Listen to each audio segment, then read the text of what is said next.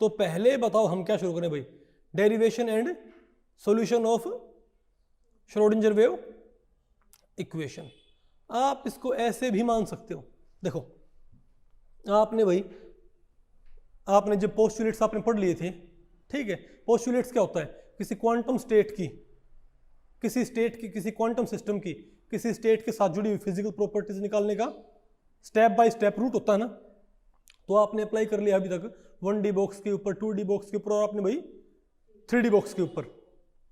तो सिमिलरली अब आपने भाई क्या सोल्व करना है, अब आपने किसकी प्रॉपर्टी निकालनी है। अगर अर्थ सन के अराउंड है तो उसकी प्रॉपर्टी किससे आती है, फॉर्मूलों से, क्योंकि वो क्या है, क्लासिकल सिस्टम। लेकिन इलेक्ट्रॉन न्यूक्लियस के अराउंड है, वहां पर फॉर्मूले काम निकलेंगे ना भाई। तो सवाल तो आएगा कि भाई इलेक्ट्रॉन की प्रॉपर्टीज कैसे निकालें। किसी न्यूक्लियस के अराउंड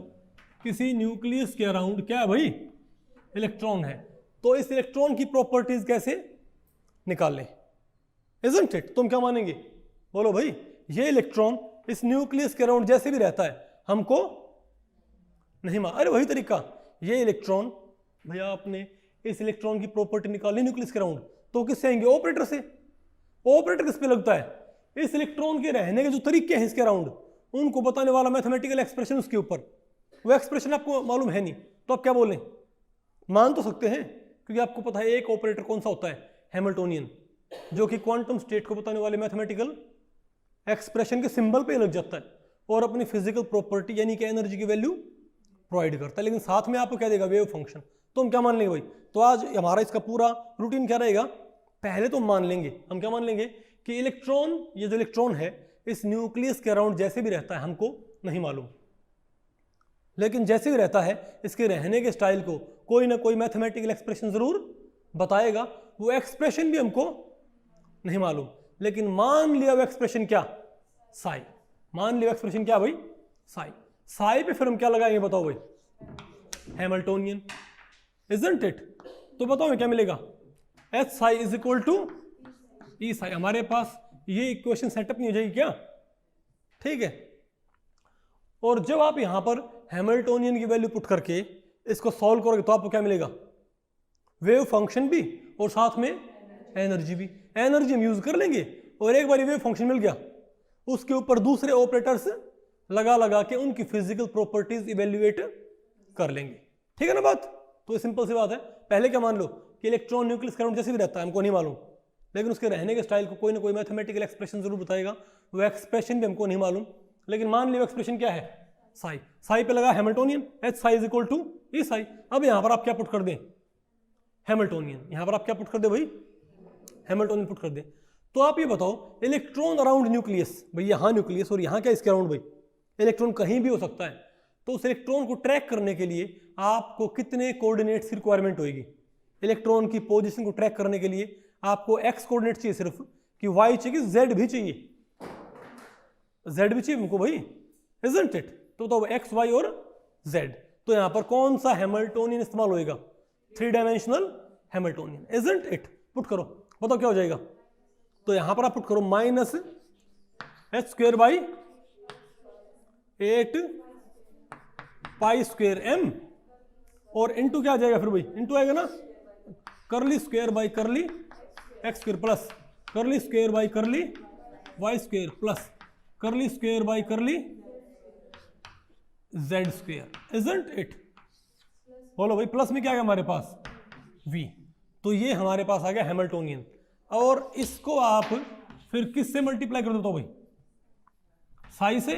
तो Sai is equal to E Sai. ये हमारे पास बताओ क्या आ गया, इजंट इट। अरे भाई हमारे पास क्या गई, श्रोडिंजर वेव इक्वेशन की फॉर्म एक तरह से भी। अब आपने सिंपली बताओ क्या करना है। अब अगर आप इसको बताओ क्या करो, अंदर अगर आप इसको अंदर मल्टीप्लाई कर देते हो भाई, अरे भाई इसको इस साई को पहले आप अंदर मल्टीप्लाई करो और फिर क्या करो, इसको रीअरेंज। इस साई को अंदर मल्टीप्लाई कर लो, यानी कि v से भी और हैमिल्टोनियन से भी, ठीक है बात। और इस साई को साइड ले आओगे और फिर क्या करो, इसको रीअरेंज। आपको पता है रीअरेंज कैसे करना है, बताओ। नेगेटिव कॉमन निकाल के क्या करियो, 8 pi square M by H square से मल्टीप्लाई कर दियो। तो आपके पास यही श्रोडिंजर इक्वेशन किस फॉर्म में आ जाएगी बताओ। ये आ जाएगी आपके पास भाई, बताओ, curly square psi by curly X square plus curly square psi by curly Y square plus curly square psi by curly Z square, isn't it? Plus मतलब क्या हो जाएगा 8 pi square M by H square और e minus V into psi is equal to 0। क्या आपको भैया equation मिल जाएगी क्या? आप कहोगे भैया तो वैसी ही इक्वेशन है जैसे हमने कहां पढ़ी थी, पार्टिकल इन 3 डायमेंशनल बॉक्स के अंदर, इजंट इट? अरे भाई शुरू में तो आपको ये वैसी नजर आ रही है, लेकिन याद रखो पार्टिकल इन 3 डायमेंशनल बॉक्स के अंदर क्या था भाई? अंदर पोटेंशियल क्या था? 0। अभी तक आपने पोटेंशियल की वैल्यू पुट नहीं की है, इजंट इट? अब आप यहां पर बताओ क्या पुट करें? पोटेंशियल की वैल्यू। तो बताओ इलेक्ट्रॉन न्यूक्लियस सिस्टम का पोटेंशियल क्या होता है? इलेक्ट्रॉन न्यूक्लियस सिस्टम का भाई पोटेंशियल क्या होता है बताओ? अच्छा ये तो बताओ क्या है? अगर मैं इसको हाइड्रोजन एटम मान रहा हूं तो इसका, हालांकि न्यूक्लियस का चार्ज क्या होता है? Ze। न्यूक्लियस का चार्ज क्या होता है भाई? Ze होता है। और इलेक्ट्रॉन का चार्ज क्या होता है? E। तो हमको पता है पोटेंशियल एनर्जी क्या होती है बताओ? अट्रैक्शन के लिए पोटेंशियल एनर्जी क्या होती है बताओ? हमको पता फॉर्मूला होता है अरे बोलो भाई क्या फॉर्मूला होता है पोटेंशियल एनर्जी का? ये होता है minus Q1 Q2 by are, ये होता है ना फॉर्मूला पोटेंशियल एनर्जी का। तो यहां पर आप क्या पुट कर दो? इलेक्ट्रॉन का चार्ज कितना है? E। और यहां पर आप भाई न्यूक्लियस का चार्ज, क्योंकि हाइड्रोजन एटम है तो यहां पर एक ही प्रोटॉन है, इजंट इट? तो उसका चार्ज भी क्या होएगा? E होएगा। तो क्या हो जाएगा? और अगर मैं ये मानूं कि 1 इलेक्ट्रॉन सिस्टम है, हाइड्रोजन या हाइड्रोजन लाइक स्पीशीज मान लूं मैं इसको, क्या अगर मैं इसको हाइड्रोजन या हाइड्रोजन लाइक स्पीशीज मान लूं तो इसका चार्ज क्या मान लो आप? E। इसका क्या हो जाएगा? Ze। भाई यहाँ पर एक प्रोटॉन तो क्या हो जाएगा? 1e। 2 प्रोटॉन है तो लिथियम 2 पॉजिटिव है तो बात आपको पहले पड़ रही है? नहीं, लिथियम 2 पॉजिटिव है तो 3e भाई। हीलियम 1 पॉजिटिव है तो क्या हो जाएगा? 2e। हीलियम का न्यूक्लियर चार्ज क्या होता है? 2। लिथियम का 3, इजंट इट? तो ये E और ये Ze, तो क्या हो जाएगा ये? तो पोटेंशियल एनर्जी क्या होती है बताओ इसकी भाई?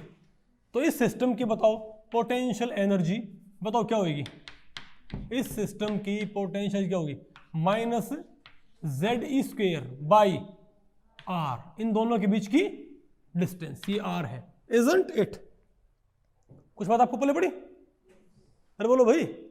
अब ये बताओ मैं कहां पुट कर दूंगा? लेकिन भाई ये तो श्रोडिंगर इक्वेशन किसी भी 3 डायमेंशनल सिस्टम की लागू हो सकती है। तो इसको एक तरह से भाई रिफाइन करने के लिए हाइड्रोजन एटम के लिए आपने V क्या पुट करना पड़ेगा? Minus Ze square by R. तो जब मैं यहां पर V की जगह क्या पुट करूंगा? Minus Ze square by R. तो माइनस से माइनस क्या हो जाएगा? कैंसिल। और बताओ क्या बन जाएगा मेरे पास की? और मेरे पास क्या भैया ये नहीं बन जाएगा कि plus Ze square by R, isn't it? और इनटू क्या आ गया? Psi is equal to 0। आसान है कि मुश्किल भाई? आया आपको समझ में? तो क्या आपको, तो ये किसके लिए इक्वेशन सेटअप होगी आपके पास? ये इक्वेशन आपके पास किसके लिए सेटअप होगी? हाइड्रोजन एटम के। आपको होगी, इसको हम सॉल्व कर लेंगे, ठीक है बात? लेकिन इसको सॉल्व करना मुश्किल है। बताओ इसको सॉल्व करना मुश्किल क्यों है? बताओ भाई इस इक्वेशन को सॉल्व करना मुश्किल क्यों है? Why why why. अच्छा भाई ऊपर वाला पोर्शन मिटा दूं थोड़ा स्पेस बनाने के लिए? अरे बोलो भाई।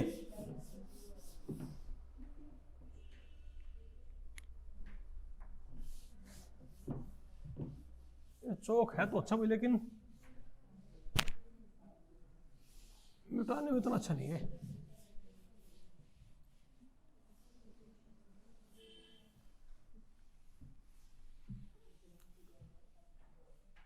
तो आप ये बताओ भाई, आपको सी आ गया ना? तो इस इक्वेशन में दिक्कत क्या है? इस इक्वेशन में दिक्कत क्या बताओ भाई? इसको सॉल्व हम क्यों नहीं कर सकते? देखो किसी पार्टिकल को 3 डायमेंशन में ट्रैक करने के 2 तरीके होते हैं। एक होता है पोलर कोऑर्डिनेट, एक होता है कार्टेशियन कोऑर्डिनेट। क्या? एक होते हैं कार्टेशियन कोऑर्डिनेट से क्या होते हैं? Polar coordinates. तो फॉर एग्जांपल अगर मान लिया हमारे पास, मैं ये कहूँ भाई हमारे पास ये 2 एक्सिस हैं, इमेजिन करो भाई, ठीक है? मैं कहूँ ये बताओ क्या x और ये क्या है? Minus x. क्या हो जाएगा? वाई और ये क्या है माइनस वाई। ओके, तो मैं ये कहूं कि कोई पार्टिकल यहां है, कोई पार्टिकल यहां है भाई, तो इसको आप ट्रैक कैसे करोगे? मैं ये कहूं x की वैल्यू 3 y की वैल्यू 2, बोलो भाई मान लो इसके कोऑर्डिनेट क्या है, इसके लिए x कितना है, अरे 3 2 है इसके कोऑर्डिनेट, तुम क्या बोलेंगे x चलो 3, तो आप कहोगे 1 2 3, आप यहां पहुंच गए भाई। अरे भाई आप कहां पहुंच गए, 1 2 3 आप यहां पहुंच गए, ठीक है बात। और y चलो 2, अरे भाई 1 2 3 और फिर 1 और 2, यहां पहुंच गए ना भाई। तो कोई आपको ये बोले कि भाई इस 2 डायमेंशनल सिस्टम के अंदर x की वैल्यू 3 है, y की वैल्यू 2 है, तो आप एग्जैक्टली कहां पहुंचोगे? क्या आप यहीं पर नहीं पहुंचोगे भाई? समझ गए बात? तो अगर आपको ऐसे 2 डायमेंशनल सिस्टम में आपको क्या बता रखे हो, कार्टेशियन कोऑर्डिनेट्स, तो आप एग्जैक्टली कहां पहुंचते हो? यहां पर, इजंट इट? अरे बोलो भाई। अच्छा तो भाई अगर हम एक काम करें भाई,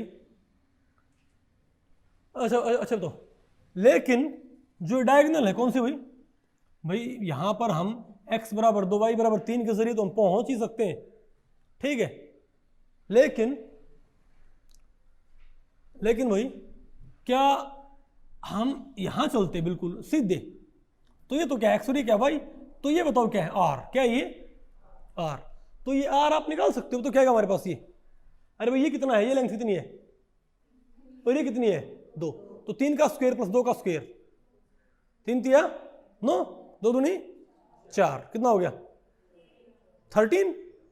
तो 13 है, क्या कर लियो रूट, 13 का रूट बताओ क्या होता है?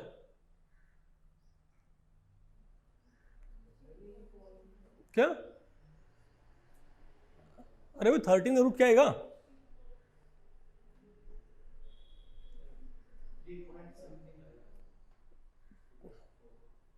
वो तो आएगा 3 पॉइंट समथिंग, तो ठीक है ओके, चलो जो भी है 13 का रूट आप निकालोगे भाई 3.60।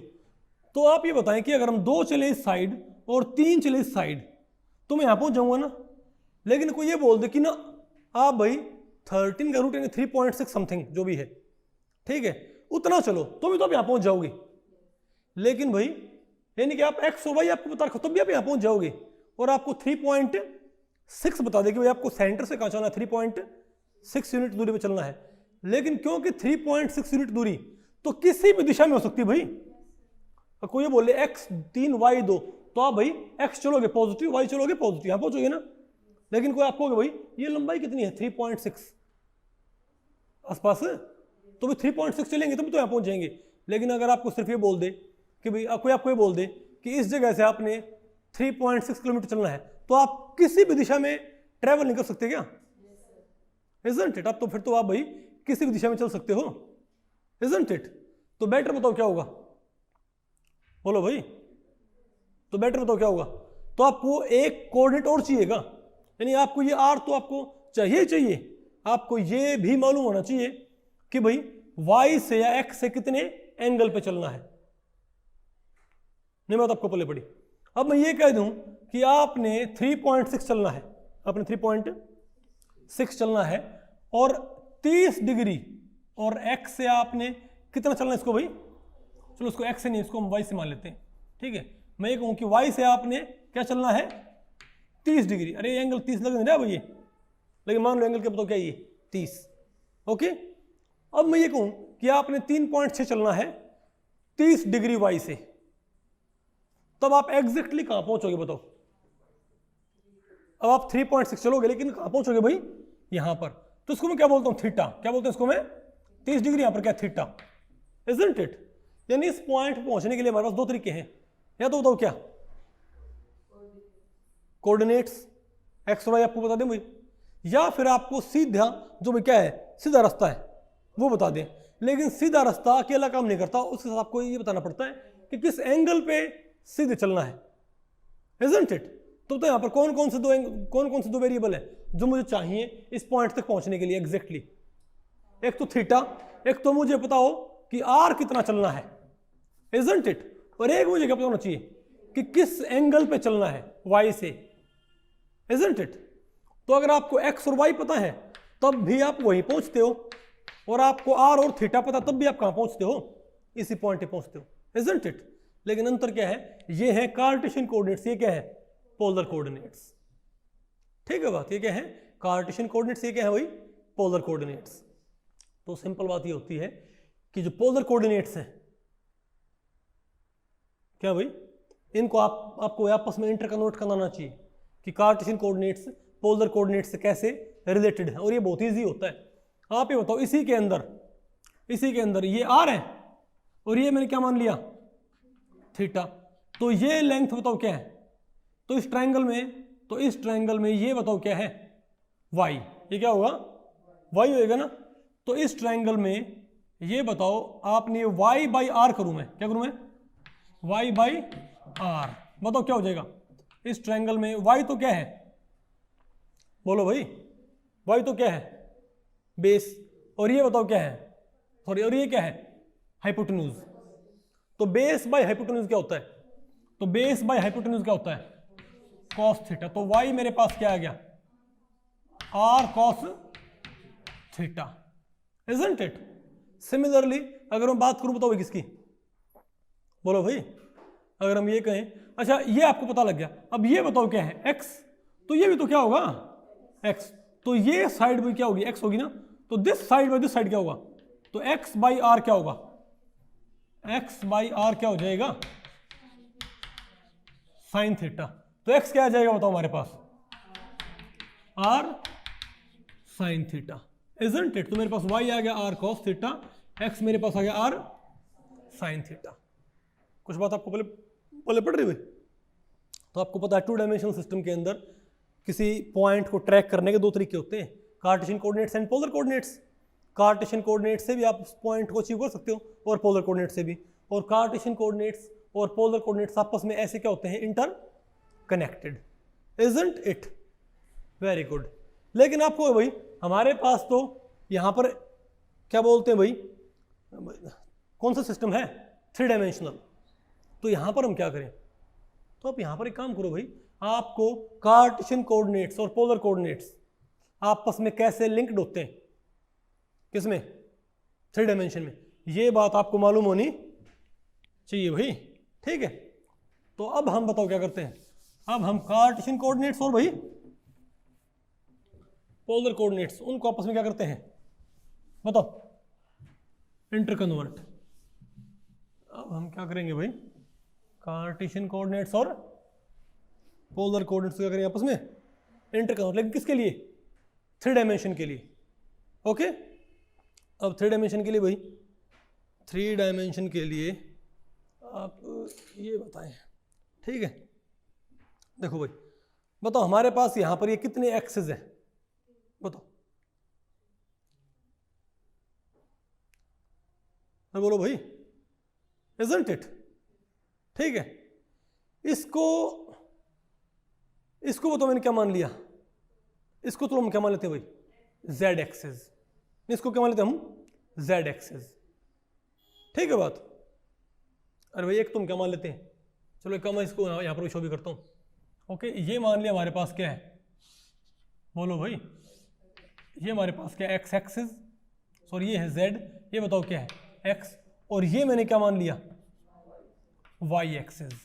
अब ध्यान रखो भाई, ये जो क्या हमारे पास ऐसा होगा ना हमारे पास ये, अरे बोलो भाई देखो ये क्या है z, ये क्या है y, और ये क्या है x एक्सिस। ठीक है बात? तो यहां पर कोई पॉइंट हो तो इसे कोऑर्डिनेट क्या मान लिया, ये तो x y z तो एक्सिस वही, तो आपको यहां पर क्या बताना चाहिए, अगर मैं ये कहूं कि x बराबर 3 तो मैं कहां चलूंगा बताओ भाई, x मैं कहूं कि किसी कोऑर्डिनेट है 3 4 5, अरे भाई मैं कहता हूं किसी कोऑर्डिनेट क्या है 3 4 5, तो भाई मुझे कहां पहुंचना पड़ेगा बताओ, तो मैं कहूंगा 3, x चलना 3, तो भाई हम क्या करेंगे 1 2 3, y चलना है 4, 1 2 3 4, फिर z चलना है 5, हम यहां से पहुंच जाएंगे, बात आपको पहले पढ़े हुए, इजंट इट? तो सिमिलरली, तो जैसे आप 2 डायमेंशन में कार्टेशियन कोऑर्डिनेट्स के जरिए किसी पॉइंट पे पहुंच पाते थे, उसी तरीके से भी आप 3 डायमेंशन में भी आपको सिर्फ क्या पता हो x y z पता हो ना किसी के, तो आप इस पॉइंट के अराउंड, ओरिजिन के अराउंड आप किसी भी पॉइंट को अचीव कर सकते हो, कोई दिक्कत नहीं ना भाई आपको। लेकिन पोलर कोऑर्डिनेट्स यहां पर कौन कौन से होंगे, यहां पर तो यहां पर आप एक काम करें, यहां पर कोई चीज मान ले, यहां पर आप एक मक्खी मान ले, यहां पर आप क्या मान ले, एक कि मधुमक्खी यहां पर उड़ रही है, इसमें नजर आ रही है, ठीक है, वेरी गुड। यहां पर आप क्या मान ले, एक मधुमक्खी यहां पर उड़ रही है। अब देखो भाई, क्योंकि मैं बार बार इसको ऐसे क्यों शो कर रहा हूं, क्योंकि ये क्या 2 डायमेंशन, ये क्या है, आप 3 डायमेंशन चीज को 2 डायमेंशन आप शो कर रहे हो, ओके। तो एक मक्खी आप यहां मान ले भाई, तो इस मक्खी का सीधा रास्ता बताओ कौन सा होगा इस तक पहुंचने का।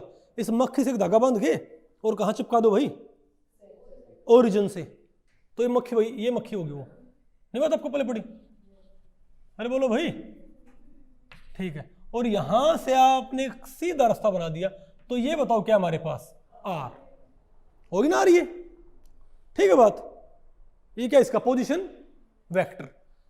अब इस आर से, अब मान ली इस आर की लेंथ क्या है, मान ली इस आर की लेंथ क्या है भाई, अरे जो इसकी लेंथ है, तो मुझे आपको बताना, मुझे आपको बताना पड़ेगा कि इतने यूनिट चलो, लेकिन आप भाई इतने आर, मैं कहता हूं आर मान लिया क्या है, मान लिया आर है भाई 6 यूनिट, और क्या मान लिया, तो मैं कहूँ कि सेंटर से 6 यूनिट चलना है, तो आप 6 यूनिट तो आप किसी भी डायरेक्शन में चल सकते हो, क्योंकि आर क्या होती है, सभी दिशाओं में हो सकती है, इजंट इट।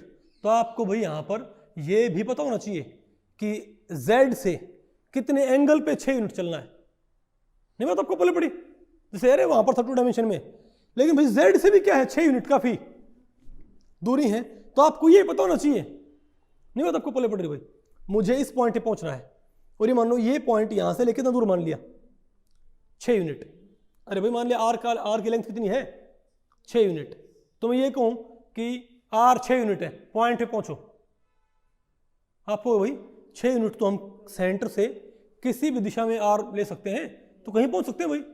तो कोई और भी पैरामीटर बताओ भाई जिससे हम इसको ट्रैक कर सकते। आप कहोगे कि Z से एंगल, आप क्या कह रहे हो कि Z से एंगल कितना है, थीटा, थीटा आपको बता दे भाई कि थीटा कितना 30 डिग्री।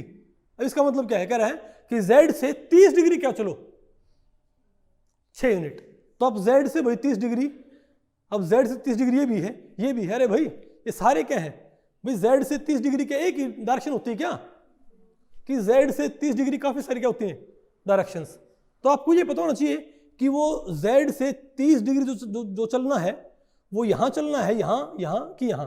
तो आपको एक एंगल और मालूम होना चाहिए, कौन सा, कि भाई वो जो पोजीशन वेक्टर है Z से 30 डिग्री पे जो क्या बन रहा है पोजीशन वेक्टर, उस पोजीशन वेक्टर का डायहेड्रल एंगल x से कितना है, उसे हम क्या बोलते हैं, फाई। यानी यहां पर आपको सिर्फ आर थीटा नहीं, आपको आर थीटा और फाई भी चाहिएगा, समझ गए बात। तो उसे कैसे डिफाइन करते हैं, उसको कैसे डिफाइन करते हैं, उसको भी ऐसे डिफाइन करते हैं, यहां पर मधुमक्खी है, अरे भाई यहां पर मधुमक्खी है कि नहीं है, इससे एक धागा बांध दिया ना, वो बंध गया, ठीक है बात। अब आप एक बात हो, अगर ऊपर एक लाइट लगी हो और ये प्लेन में भाई, तो मतलब जस्ट ऊपर लाइट हो, तो जो धागा होगा मधुमक्खी होगी उसकी परछाई कहां नजर आएगी, मुझे यहां नजर आएगी ना। अरे बोलो भाई, यहां किस प्लेन में मुझे इसकी परछाई नजर नहीं है क्या, ठीक है। तो इसकी परछाई, ये वाई वास्तव में यहां है, तो बताओ इसकी परछाई मान ली यहां पर आपको नजर आ गई, ठीक है बात। तो इसमें और इसमें क्या भाई, अरे बोलो भाई इसकी परछाई कहां नजर, यहां नजर आएगी ना हमको, और इसकी परछाई कहां नजर आएगी जमीन पे। अरे भाई इस पॉइंट की मधुमक्खी परछाई तो यहां पड़गी, और इस धागे की परछाई कहां पड़गी, यहां पड़गी, ठीक है। तो इस धागे में और इस परछाई में बताओ क्या अंतर है, सिर्फ हाइट का अंतर होगा, किसका भाई, अरे भाई नहीं बात आपको पहले पड़ रही है, इसका एक्स और वाई कोऑर्डिनेट क्या रहेगा, बिल्कुल सेम। इस पॉइंट का, अरे भाई मान ले यहां पर एक मधुमक्खी है, उसके पास एक्स भी क्या है नॉन जीरो, वाई भी क्या है नॉन जीरो, जेड भी क्या है नॉन जीरो, वो मधुमक्खी एकदम से बेहोश होकर यहां गिर जाए, समझ गए बात। तो उसका सिर्फ जेड क्या हो गया, जीरो, उसका सिर्फ जेड क्या हो गया भाई, उसका एक्स और वाई कोऑर्डिनेट क्या रहेगा, सेम रहेगा ना, पक्की बात है। तो इसके वाई पे और एक्स पे क्या ड्रॉ कर दो आप, परपेंडिकुलर, समझ गए बात। और अरे भाई तो आप ये बताओ, मैं आपसे एक बात पूछूं, मान ले 2 डायमेंशन में आपने किसी पॉइंट के एक्स वाई पता करना, आप क्या करते हो, 2 डायमेंशन में आपने किसी पॉइंट के एक्स वाई पता करना, आप क्या करते हो, उस पॉइंट से एक्स पे और वाई पे परपेंडिकुलर ड्रॉ कर देते हो ना, और देखते हो वाई पे कहाँ काटते हो, एक्स पे कहाँ काटते हो। ये तो तरीका होगा कि भाई कुछ और तरीका है, यही तरीका है, ठीक है। तो 3 डायमेंशन में अगर आपको क्या पता करना हो, इस पॉइंट के आपको एक्स वाई जेड पता करना, आप क्या करोगे, इस पॉइंट से आप कहोगे एक्स पे क्या डाल देंगे, वाई पे और जेड पे, आप यही कहोगे ना भाई। लेकिन क्योंकि 3 डायमेंशन है तो एक ही टाइम पे तीनों पे परपेंडिकुलर डालना क्या है, मुश्किल। तुम क्या करेंगे, ये पॉइंट यहां है, बोलो भाई, तो इस मधुमक्खी से तो आप कहां पर, अरे भैया जो पॉइंट है, इस पॉइंट में यहां ये जो मधुमक्खी है, यहां पर तो मधुमक्खी उड़ रही है और ये बेहोश होकर यहां गिर गई प्लेन में, समझ गए बात। तब बताओ यहां ना पूछो मैं, अरे बोलो भाई, ये मधुमक्खी यहां से यहां गिर गई, तो इसमें इस मधुमक्खी की भाई जो क्या बोलते हैं, अरे भाई मधुमक्खी यहाँ पर गिर गई है, ठीक है, इसकी शेडो मान लो भाई, कुछ मान लो, चलो आप यहाँ मधुमक्खी है और यहाँ क्या मान लो इसकी शेडो, अरे ऊपर बल्ब लगा दिया। तो मधुमक्खी में और शेडो में कोऑर्डिनेट्स का अंतर क्या क्या है, मधुमक्खी के पास तो क्या है X Y Z non zero, लेकिन शेडो के पास क्या है एक्स और वाई तो एग्जैक्टली वही है जो मधुमक्खी के हैं, सिर्फ जेड क्या उसका जीरो। तो क्यों ना मैं मधुमक्खी से तो क्या करूं, जेड पे क्या डाल दूं परपेंडिकुलर, और इसके शेडो से क्या करूं एक्स और वाई पे क्या डाल दूं परपेंडिकुलर। नहीं बात आपको पहले पड़ी, तो यहां से क्या आ जाएगा एक्स और वाई, और यहां से क्या आ जाएगा जेड। कुछ बात आपको पहले पड़ रही भाई। अब ये मानो कि ये जो मधुमक्खी का जो पोजीशन वेक्टर है, ये जेड से कितने एंगल बनाए हुए है, थीटा, और ये मानो शेडो का जो क्या है पोजीशन वेक्टर, अरे भाई मधुमक्खी का पोजीशन वेक्टर कहां से कहां होगा, यहां से यहां, शेडो का पोजीशन वेक्टर कहां से कहां होगा, अरे मान लिया मधुमक्खियां है तो मधुमक्खी का पोजीशन वेक्टर कहां से, यहां से होगा ना, और शेडो का यहां होगा भाई बिल्कुल प्लेन में, इजंट इट। अरे भाई ये तो क्या है पोजीशन वेक्टर मधुमक्खी का, और ये क्या है पोजीशन वेक्टर शेडो का, इजंट इट, ठीक है। तो ये मान लो शेडो का पोजीशन वेक्टर क्या है फाई, क्या मान लो भाई फाई, आसान ही मुश्किल है। अब हमारे पास ये पूरा सिस्टम बन चुका है, इजंट इट। तो पहले आपने तो क्या निकालना है, बताओ भाई, पहले आपने बताओ क्या निकालना है, पहले आप निकालो z, कि z की वैल्यू क्या होगी। अब पहले आप क्या निकालो भाई, पहले आप किसकी वैल्यू निकालो, z की वैल्यू कैसे आएगी बताओ। अरे जो ये ट्रायंगल है, जो क्या है ये ट्रायंगल, ये बताओ इस ट्रायंगल के अंदर ये तो क्या है एंगल, और ये क्या बताओ भाई बेस, ये क्या है, और ये क्या बताओ, और ये क्या हाइपोटेन्यूज, तो हाइपोटेन्यूज तो क्या है r, और बेस क्या है z। अरे भाई z पे आपने मधुमक्खी से कहां पर परपेंडिकुलर ड्रॉ कर दिया, z एक्सिस पे, तो जहां पर z पे काटेगा वो इंटरसेप्ट क्या होगा, z की वैल्यू। तो बताओ z की वैल्यू क्या आएगी, z की वैल्यू क्या आनी चाहिए बताओ इस ट्रायंगल में, ये बताओ मुझे आप z की वैल्यू क्या आएगी। तो z by R, base by hypotenuse क्या होता है कॉस थीटा, पता होगा ना आपको cos theta, z by R क्या होता है कॉस थीटा। तो यहां से आप मैंने ये बताओ भाई कि z क्या आ गया R cos theta, isn't it, z आ गया हमारे पास आर कॉस थीटा, ओके। लेकिन ध्यान रखो भाई, ध्यान रखो ये एक रेक्टेंगल भाई है क्या, एक वास्तव में इसको हम साइड से देख रहे हैं, पता होगा ना आपको। अरे भाई इसको हम क्या देख रहे हैं बिल्कुल साइड से, तो जो लेंथ ये है वही लेंथ क्या है ये है। अरे भाई जो लेंथ ये होगी वही लेंथ तो क्या होगी, रेक्टेंगल के अपोजिट साइड क्या होती हैं बराबर, इजंट इट। तो अगर ये साइड क्या ही है आर कॉस थीटा, तो ये साइड भी क्या है आर कॉस थीटा, और अगर मैं ये साइड निकालूं तो मुझे क्या पता लग जाएगा ये वाली साइड।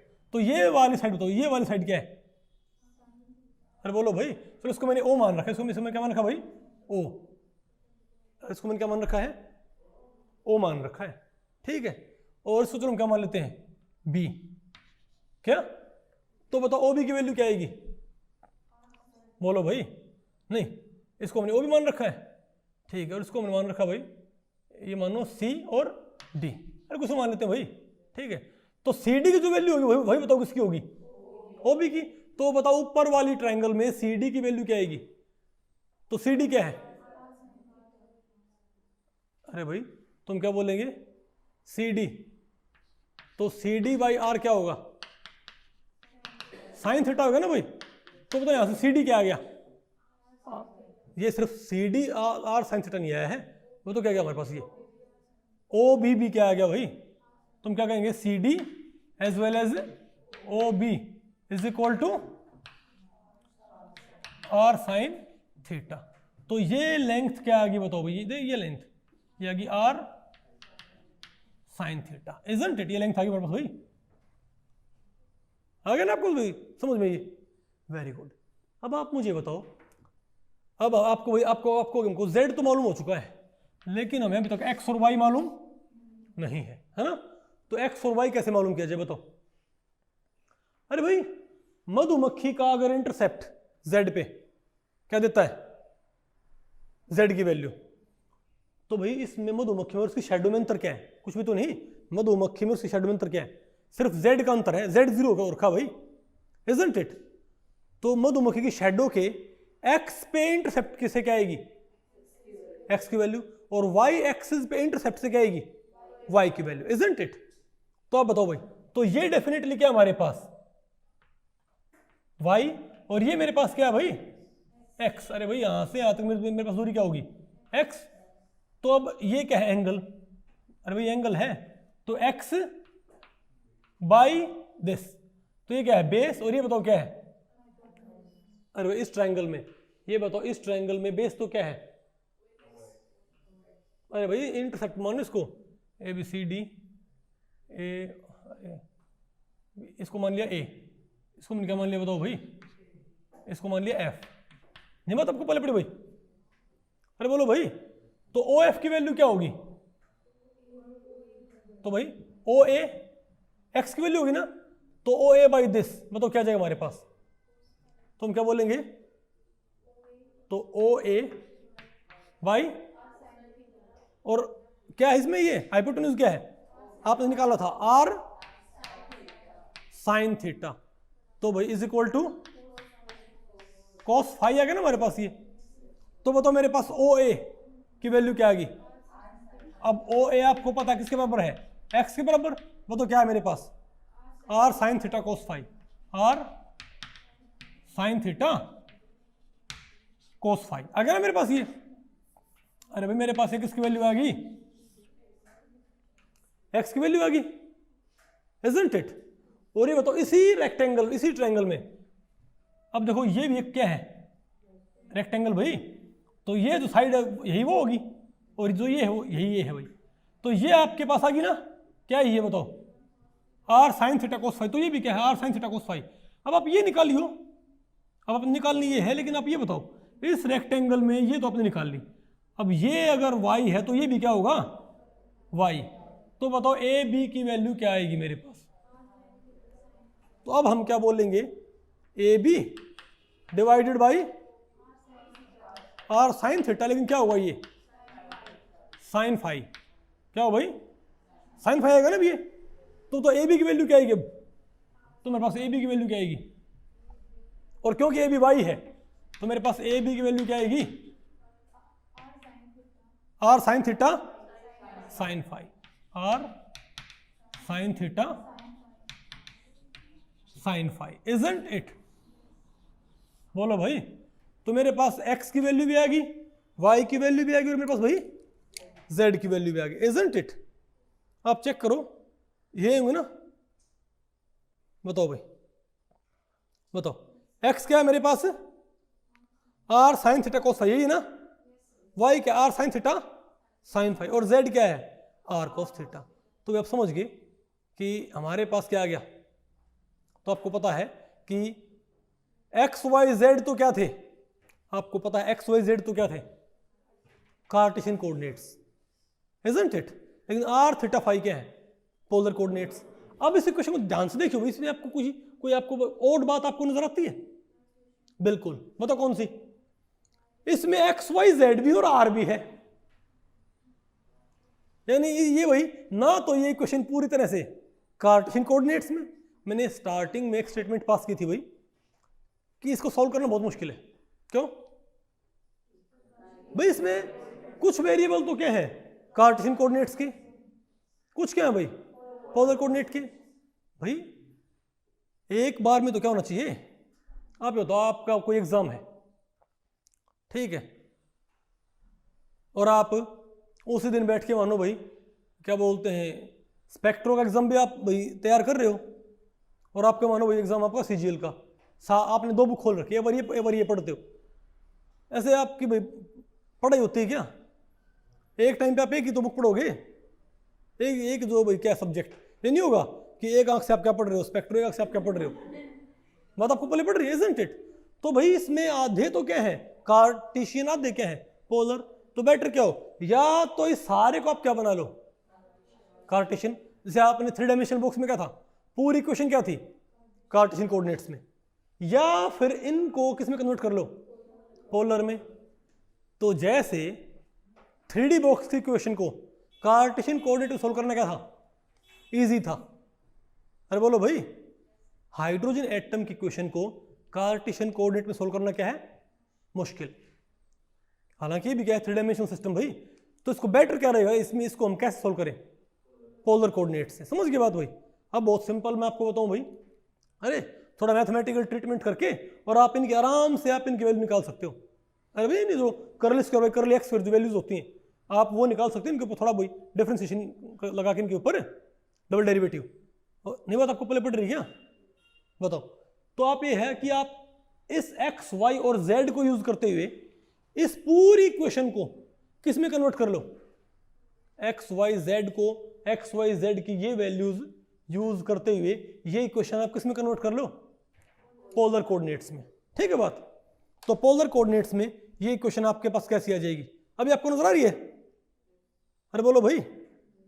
तो देखो ये आपने जो इक्वेशन थी ना, ये बताओ ये इक्वेशन दिख रही है आपको, ये किस प्रकार की इक्वेशन, ये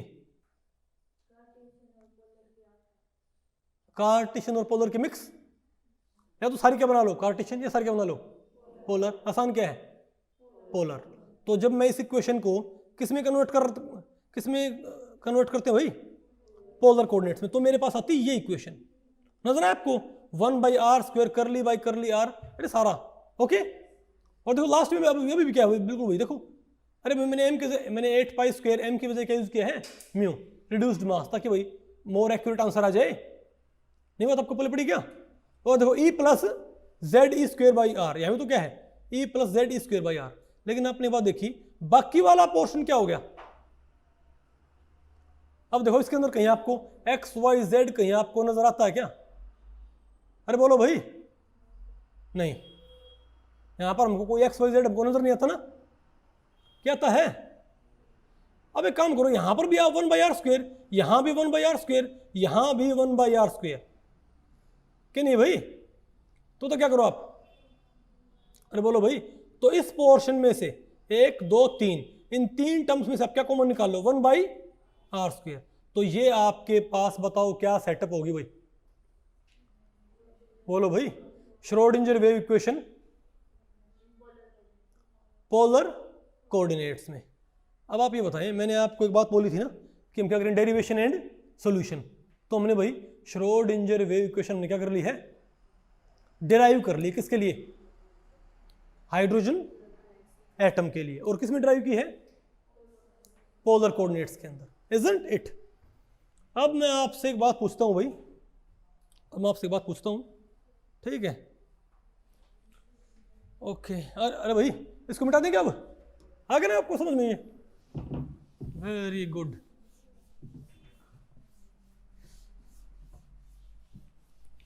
एमएससी प्रीवियस वाले उनकी भी तैयारी हो रही है ना, उनकी भी तैयारी हो रही है, तो ठीक है चलो कोई बात नहीं, बात नहीं भाई। अच्छा आप मुझे बताओ, अब ये बताओ जो ये इक्वेशन है, इस इक्वेशन में आपको कोई दिक्कत नजर आ रही है भाई? अभी भी इसके अंदर क्या है, 3 वेरिएबल, कौन से, r थीटा फाई। देखो जब आपके पास 3 डायमेंशनल बॉक्स की क्वेश्चन आई थी तो वहां पर क्या आई थी हमारे पास, एक्स वाई जेड वेरिएबल थे ना।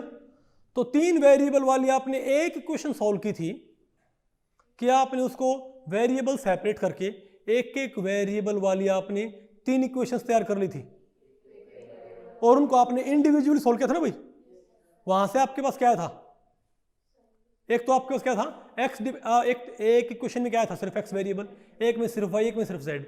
फिर एक्स वेरिएबल वाली इक्वेशन के सॉल्यूशन से क्या था आपके पास एक्स डिपेंडेंट वेव फंक्शन और एक्स क्या लोगे एनर्जी, और वाई वेरिएबल वाली इक्वेशन के सॉल्यूशन से आपके पास क्या था वाई डिपेंडेंट वेव फंक्शन और वाई क्या लोगे एनर्जी, और z dependent wave function z variable वाली इक्वेशन के सॉल्यूशन से आपके पास क्या था z डिपेंडेंट वेव फंक्शन और z क्या लोगे एनर्जी। आपने एनर्जी ऐड कर दी थी, वेव फंक्शन मल्टीप्लाई की overall function overall energy, isn't it. क्या सेम स्ट्रेटजी हम यहां फॉलो नहीं कर सकते क्या भाई, क्योंकि यहां भी तो क्या है हमारे पास जो क्वेश्चन आई अभी उसमें क्या है 3 वेरिएबल आर थीटा फाई, तो भाई 3 आर थीटा फाई वाली एक इक्वेशन सॉल्व करने से बेहतर है, बोलो भाई हम एक एक वेरिएबल वाली 3 इक्वेशन तोड़ दें, एक में सिर्फ आर हो, एक में सिर्फ थीटा हो, एक में सिर्फ क्या हो फाई हो। तो इसके लिए क्या किया जाए, जैसे वेरिएबल सेपरेट करने के लिए हम जनरली टेक्निक लगाते हैं, बताओ क्या होती है, बताओ भाई आप ओवरऑल फंक्शन फाई अब किसके ऊपर डिपेंड कर रहा है बताओ, हमको पता 3 के ऊपर डिपेंड करेगा, किसके ऊपर आर के ऊपर, थीटा के ऊपर और भाई फाई के ऊपर, इजंट इट। मैं इसको 3 फंक्शंस की मल्टीप्लाई मान सकता हूं, बताओ कौन सी, किन फंक्शंस की, एक तो क्या मान लू मैं साई आर डिपेंडेंट, अच्छा वहां पर था साई एक्स डिपेंडेंट था, एक क्या मान ले साई थीटा डिपेंडेंट, अरे कोई Sai phi dependent, isn't it. लेकिन भाई क्योंकि यहां पर ये ब्रैकेट वगैरह आके मल्टीप्लाई, क्योंकि ब्रैकेट में होता तो क्या है कि ये साइज का फंक्शन है, नहीं बात आपको पहले पड़ी, लेकिन इससे भी कंफ्यूजन क्या होता है, कोई सोच रहे क्या है मल्टीप्लाई में, तो इसको भाई ज्यादा इसको भाई नहीं है, इसकी एब्रीविएशन यूज कर लेते हैं, जैसे स्मॉल आर क्या है, वहां पर स्मॉल एक्स वाई क्या जेड क्या थे। अब आप समझे कि हमने 3 डायमेंशनल बॉक्स आपको क्यों पढ़ाया था, क्योंकि ये उससे काफी हद तक कोरिलेट करता है भाई। वहां पर हमारे पास स्मॉल एक्स वाई जेड क्या थे वेरिएबल्स, और कैपिटल एक्स वाई जेड क्या थे फंक्शंस, इजंट इट। तो सिमिलरली मैं आर डिपेंडेंट फंक्शन को अगर मैं कैपिटल आर बोल दूं तो मेरे ख्याल से भी किसी को कोई आपत्ति विपत्ति या चाहे पत्ती नहीं होनी चाहिए, इजंट इट। उसी प्रकार अगर मैं भाई थीटा डिपेंडेंट फंक्शन को क्या बोल दूं कैपिटल थीटा, अरे भाई जो ग्रीक लेटर होते हैं उनके क्या होते हैं स्मॉल और कैपिटल होते हैं, क्या हो गए कैपिटल थीटा, अरे ये क्या कैपिटल थीटा, और ये बताओ क्या है ये कैपिटल फाई है ना, कैपिटल फाई खूब कैपिटल हुई है। तो मैं क्या मान लूं कि ओवरऑल फंक्शन के इन तीनों फंक्शंस की मल्टीप्लाई है। तो अगर मैं इस साई को, अरे भाई अब जो आपके पास श्रोडिंजर वेव इक्वेशन है उसमें आप क्या करो साई को किससे रिप्लेस कर दो R, capital R theta phi से, 3 फंक्शंस की मल्टीप्लाई से, R dependent function, theta dependent function, बोलो भाई, और फाई डिपेंडेंट फंक्शन की मल्टीप्लाई से। फाई तो भाई कुछ ज्यादा ही बड़ा हो गया है ना, कोई बात नहीं। तो आप बताएंगे हो गया ना ये देखो, अच्छा आप कहोगे वो तो नहीं आया इसमें एन एल एल और एम, यहाँ पे कह सकते हो मैंने आर के साथ एन लिखे एन एल, अरे भाई अभी आपको क्या पता एन एल आएंगे, पता हो ना एन और एल भाई क्वांटम नंबर्स, अभी हमको नहीं पता कुछ भी, तो हमने सिंपली मल्टीप्लाई इसको मान लिया अभी तक। ओके अब बताओ क्या है मेरे पास, अरे वाह ठीक है भाई। तो भाई एक काम करो आप, एक काम करो इन, अरे भाई साई को तो इसमें साई तो क्या पुट कर दो, अरे भाई साई तो इसमें क्या पुट कर दो तो आप, अच्छा पहले तो आप इस पूरी क्वेश्चन को किससे मल्टीप्लाई कर दो आर स्क्वायर से, तो यहां से आर स्क्वायर क्या हो जाएगा कैंसिल, बोलो भाई, और यहां पर 8 पाई स्क्वायर म्यू आर नहीं आ जाएगा, अरे बोलो भाई सॉरी म्यू आर स्क्वायर आ जाएगा ना, तो हमारे पास ये आ गया। और इसकी जगह आप क्या पुट कर दो, अरे भाई इसकी जगह आप क्या पुट कर दो साई की जगह, और जब आप यहां पर क्या पुट करोगे R theta phi, R theta phi, R theta phi, नहीं समझे बात, आर थीटा फाई। तो यहां पर जब आप आर थीटा फाई लिखोगे तो डिफरेंशिएशन किसके रिस्पेक्ट में है आर के रिस्पेक्ट में, तो बताओ बाहर कौन आ जाएगा थीटा और फाई क्या हो जाएंगे बाहर आ जाएंगे भाई, नहीं बात आपको पहले पड़ी। तो क्या सिमिलर बात यहां पर नहीं, देखो आर यहां पर रख लिया आपने भाई साई के, अरे आपने इस पूरी इक्वेशन को इस पूरी इक्वेशन को आर स्क्वायर से मल्टीप्लाई कर दो और साई को किससे रिप्लेस कर दो, आर थीटा फाई से।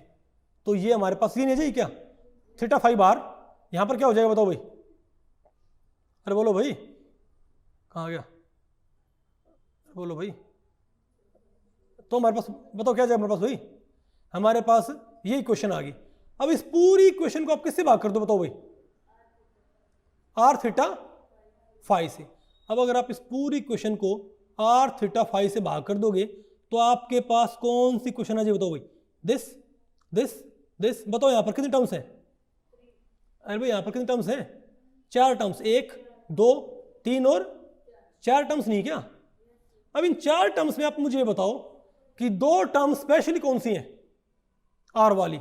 इसमें सिर्फ बताओ क्या, अब आर है ना, अरे इसमें सिर्फ कौन है, आर है। इसमें सिर्फ कौन है, थीटा है। इसमें कौन है, थीटा और फाई है। और इसमें कौन है, आर है। बेटा यहां पर फोकस रखो, ठीक है। बोलो भाई, तो काम करो भाई, क्या इसमें, ओके चलो कोई बात। तो भाई अच्छा, ये जो टर्म है और ये टर्म है, इनको तो रख लूं मैं यही, और ये जो थीटा और फाई वाले जो टर्म्स हैं उनको फेंक दूं इस साइड, तो कोई दिक्कत आपको भाई। अरे 4 टर्म है, 1 2 3 4, तो पहली और चौथी टर्म तो मैंने यहां रख ली और दूसरी और तीसरी टर्म मैंने वहां फेंक दी, आ गया ना भाई। तो दोनों क्या होंगे, साइड अभी बराबर होंगी ना। अब मैं इन दोनों को, क्योंकि दोनों साइड बराबर है भाई, तो इन दोनों को क्या मैं एक कांस्टेंट के बराबर नहीं मान सकता क्या भाई, आए तो कि भाई कुछ वैल्यू आएगी। तो मैंने क्या मान लिया भाई कि ये साइड इस साइड के बराबर है और दोनों साइड किसके बराबर है फिर एक, अरे भाई यहां पर इक्वल्स टू लगा के क्या लिख लो, बीटा। यहां पर इक्वल्स टू लगा के आप क्या लिखो भाई, बीटा। तो ये भी क्या आ गया बताओ, अरे भाई इसको भी आप क्या मान लो, बीटा के इक्वल, ठीक है। और इसको भी आप क्या मान लो बताओ भाई, बीटा के इक्वल।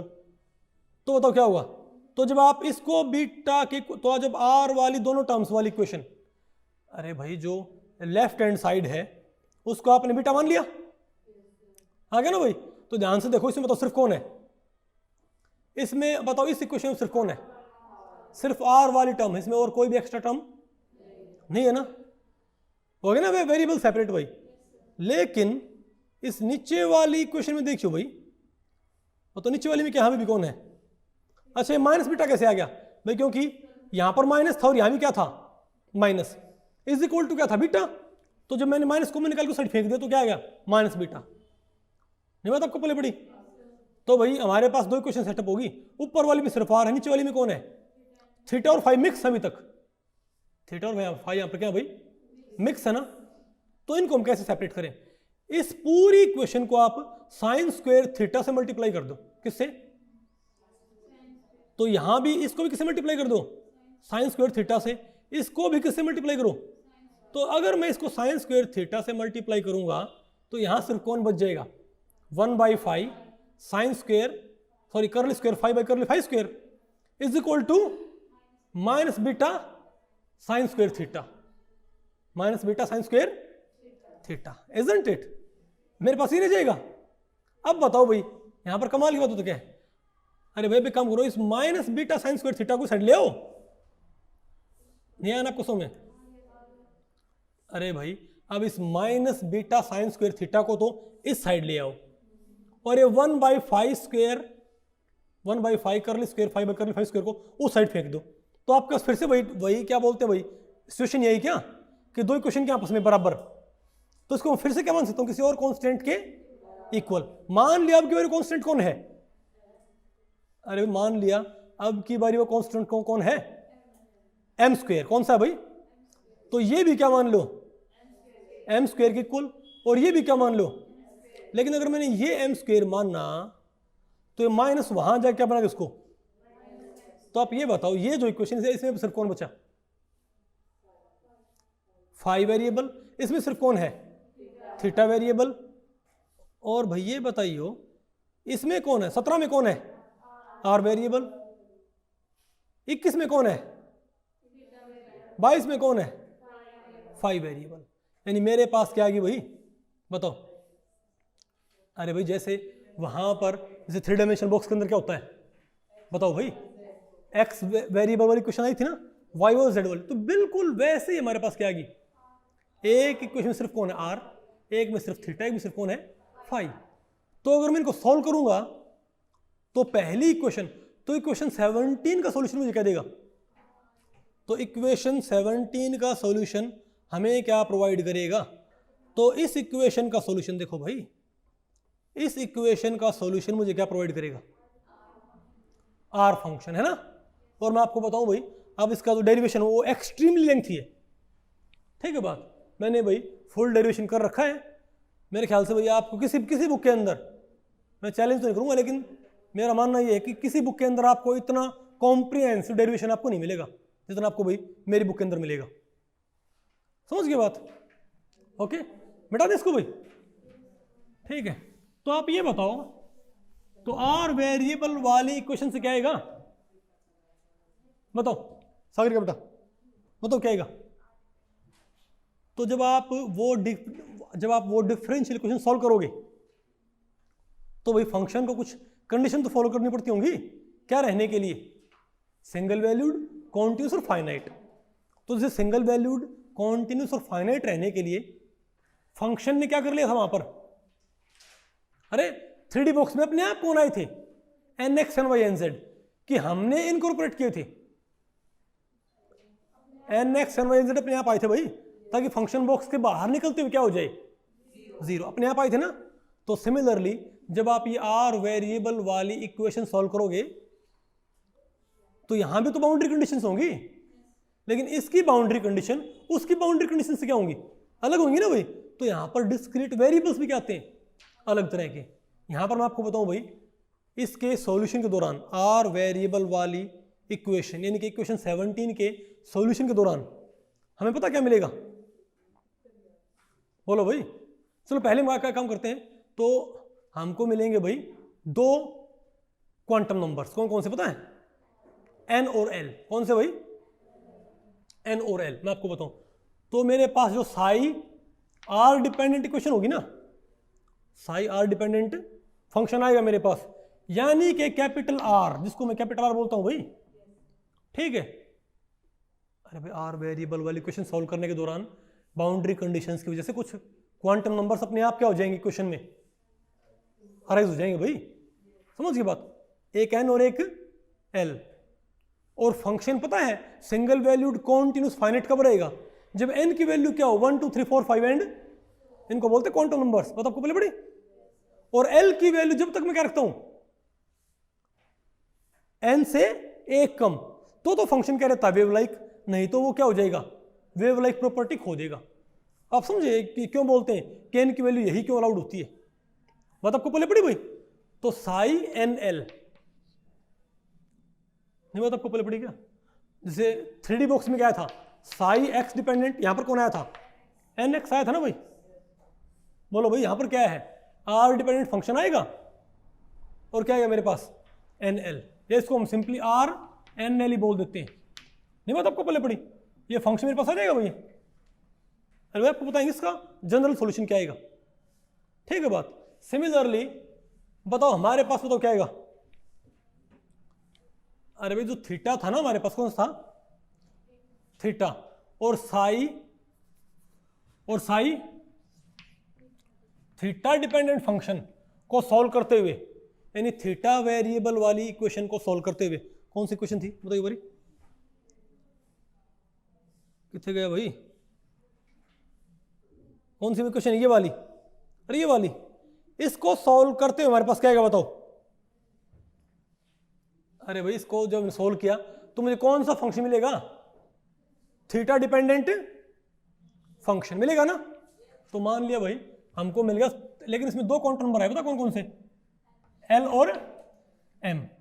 इसको हम सिंपली क्या लिख दे बताओ भाई, बोलो भाई, थीटा एल एम। अरे भाई थीटा फंक्शन, नहीं बात आपको पहले पड़ी ना। और सिमिलरली जो आपके पास कौन सी इक्वेशन थी,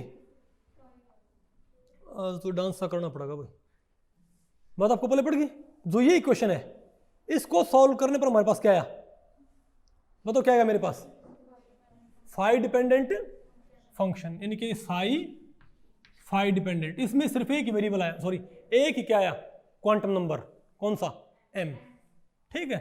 और बताओ क्या है मेरे पास, ये तुम क्या लिखो उसको, फाई m, एक कैपिटल फाई है, नहीं मतलब आपको पहले फाई फंक्शन।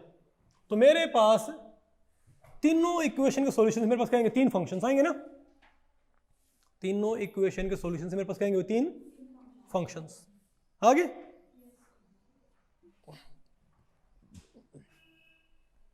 तो मेरे पास देखिए भाई, अब ओवरऑल फंक्शन कैसे हमने क्या माना था, ओवरऑल फंक्शन मैंने क्या माना था बताओ भाई,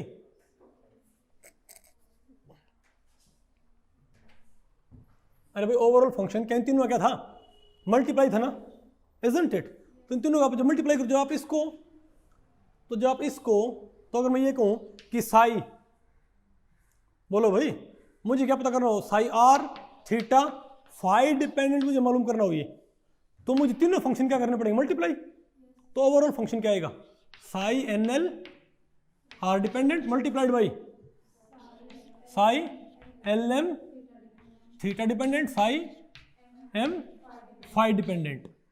भाई क्योंकि यहां पर तीन क्या है क्वांटम नंबर, तो यहां भी तो लिखने पड़ेंगे एन एल और एम। तो आपने एक कोरिलेशन देखा, 3D बॉक्स में क्या था, 3D बॉक्स में ओवरऑल फंक्शन क्या था बताओ, psi X Y Z dependent और तीन क्वांटम नंबर थे, एन एक्स एन वाई और एन जेड। तो यहां भी तो क्या है भाई, तीन क्या है कॉन्टिन्यूस वेरिएबल और तीन क्या है डिस्क्रीट वेरिएबल। तो अगर 3D बॉक्स के अंदर क्वांटम स्टेट डिफाइन कैसे होती है, n x N Y N z से, n x N Y N Z का पहला valid set, n x N Y N Z का पहला वैलिड सेट क्या क्या था, पार्टिकल के 3D बॉक्स में रहने का पहला तरीका, इजंट इट। अरे भाई इसका जो एक्सप्रेशन होता था, इसका जो एक्सप्रेशन होता था उसमें आप क्या पुट कर दिया करते, उसमें तीन क्वांटम नंबर थे, N x N Y N Z, तीन क्या थे वेरिएबल कॉन्टिन्यूस, कौन कौन से, एक्स वाई जेड।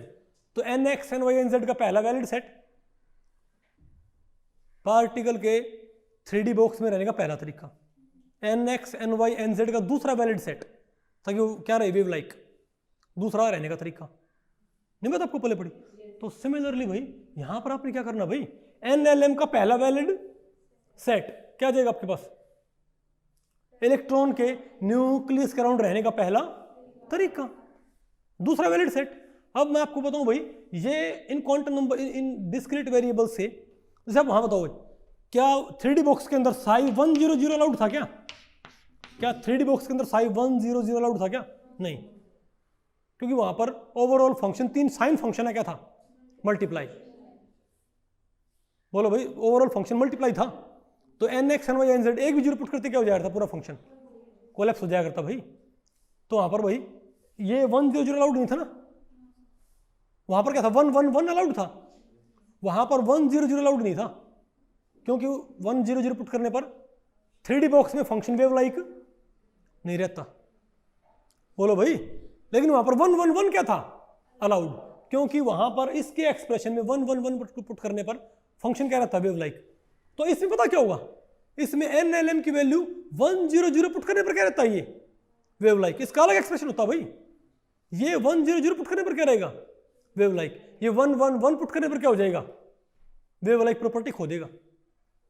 नहीं बात आपको पहले पढ़ रही भाई, नहीं समझे बात। तो यहां पर पहला वैलिड सेट कौन सा होता है, तो वैलिड सेट मालूम करने कुछ रूल्स हैं भाई। तो अरे भाई मैंने, क्योंकि बाउंड्री कंडीशन यहां पर हमने, अरे पूरा डेरिवेशन आपने करना नहीं है, तो मैं आपको जस्ट भाई जो क्या है कॉन्क्लूसिव रिमार्क है, ठीक है, आपको वो बता देता हूं, ठीक है।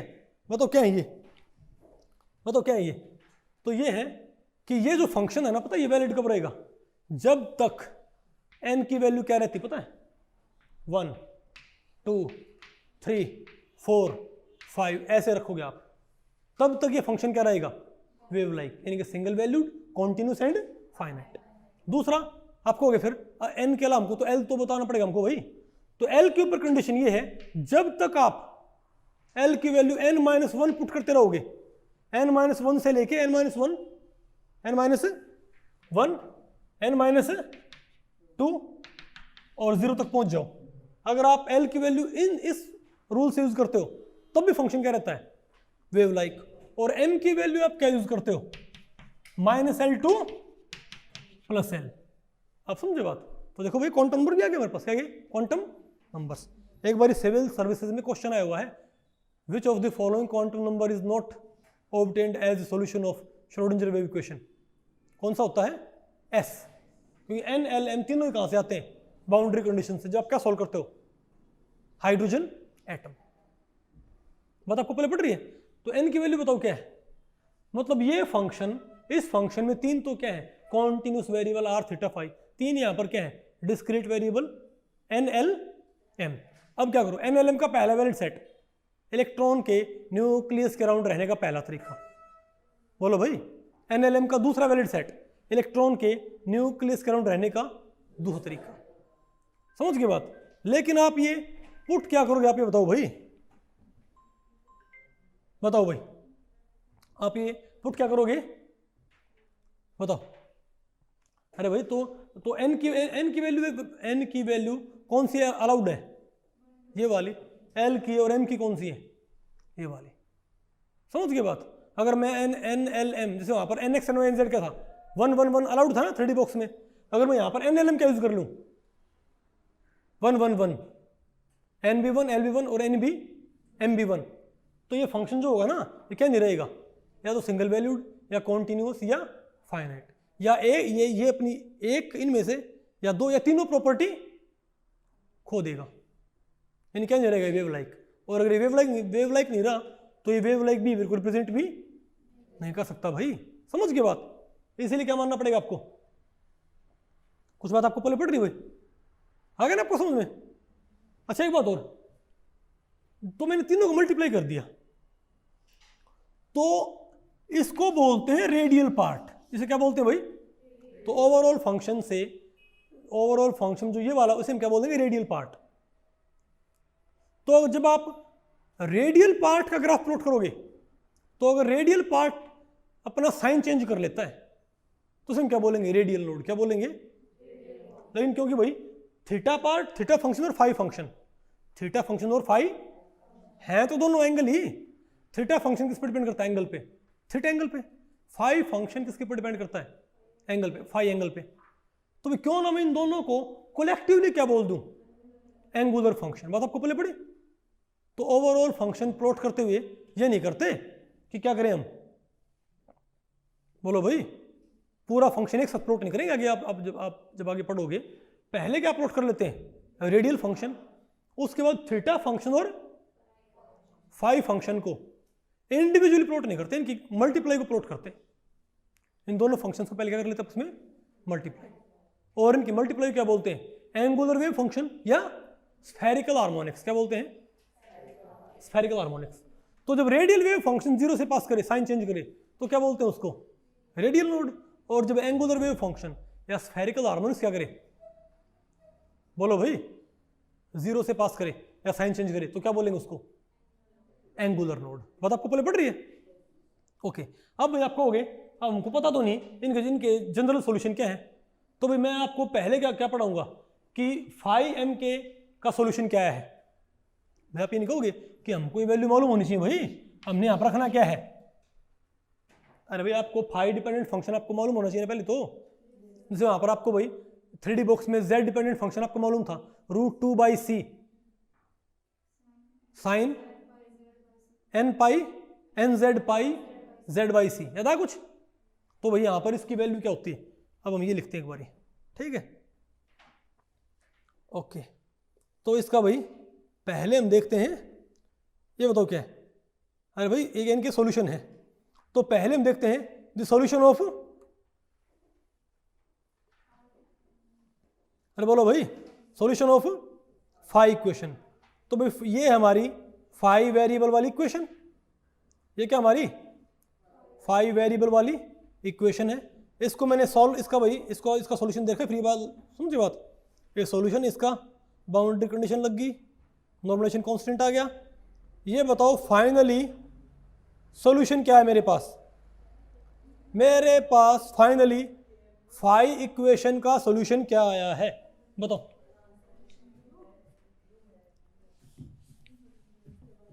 अरे भाई मेरे पास फाइनली फाई इक्वेशन का सॉल्यूशन क्या है? ये आया ना? बताओ। फाई एम ये फाई फंक्शन है, ये क्या भाई फाई फंक्शन। तो क्या है मेरे पास 1/2 पाई ई की पावर आयोटा एम फाई, 1/2 पाई ई की पावर आयोटा एम फाई। नहीं बात आपको पहले पढ़ना भैया, एम की वैल्यू क्या है 0 पॉसिबल है, +-1 +-2 +-3। तो आप ये बताओ अगर मैं m की वैल्यू यहां पर क्या पुट करता हूं बताओ। अरे भाई फाई इक्वेशन का सॉल्यूशन क्या है बताओ, फाई फंक्शन क्या है मेरे पास, मेरे पास फाई फंक्शन क्या है बताइए। अरे मेरे पास फाई फंक्शन बोलो या साई m डिपेंडेंट, अरे बोलो भाई बताओ क्या है मेरे पास 1/√2 पाई ई की पावर आयोटा एम फाई आया है मेरे पास। तो बताओ फाई जीरो क्या होगा, फाई जीरो, तो फाई जीरो फंक्शन क्या होगा। तो पहला अलाउड फाई फंक्शन कौन सा होगा, पहला अलाउड फंक्शन फाई फंक्शन कौन सा बताओ भाई। तो फाई जीरो, तो फाई जीरो क्या, फाई जीरो ये फाई फंक्शन है, बताओ क्या होगा। एम क्या पुट करो 0, ई की पावर 0 क्या होता है, ई की पावर 0 क्या होता है भाई 1 होता है ना। तो क्या है मेरे पास 1/√2 पाई, यानी जब m की वैल्यू क्या हो, m की वैल्यू 0, तो फाई फंक्शन क्या होगा हमारे पास, m की वैल्यू 0 होने पर फाई फंक्शन क्या बन जाता है 1/√2 पाई। समझ गए बात।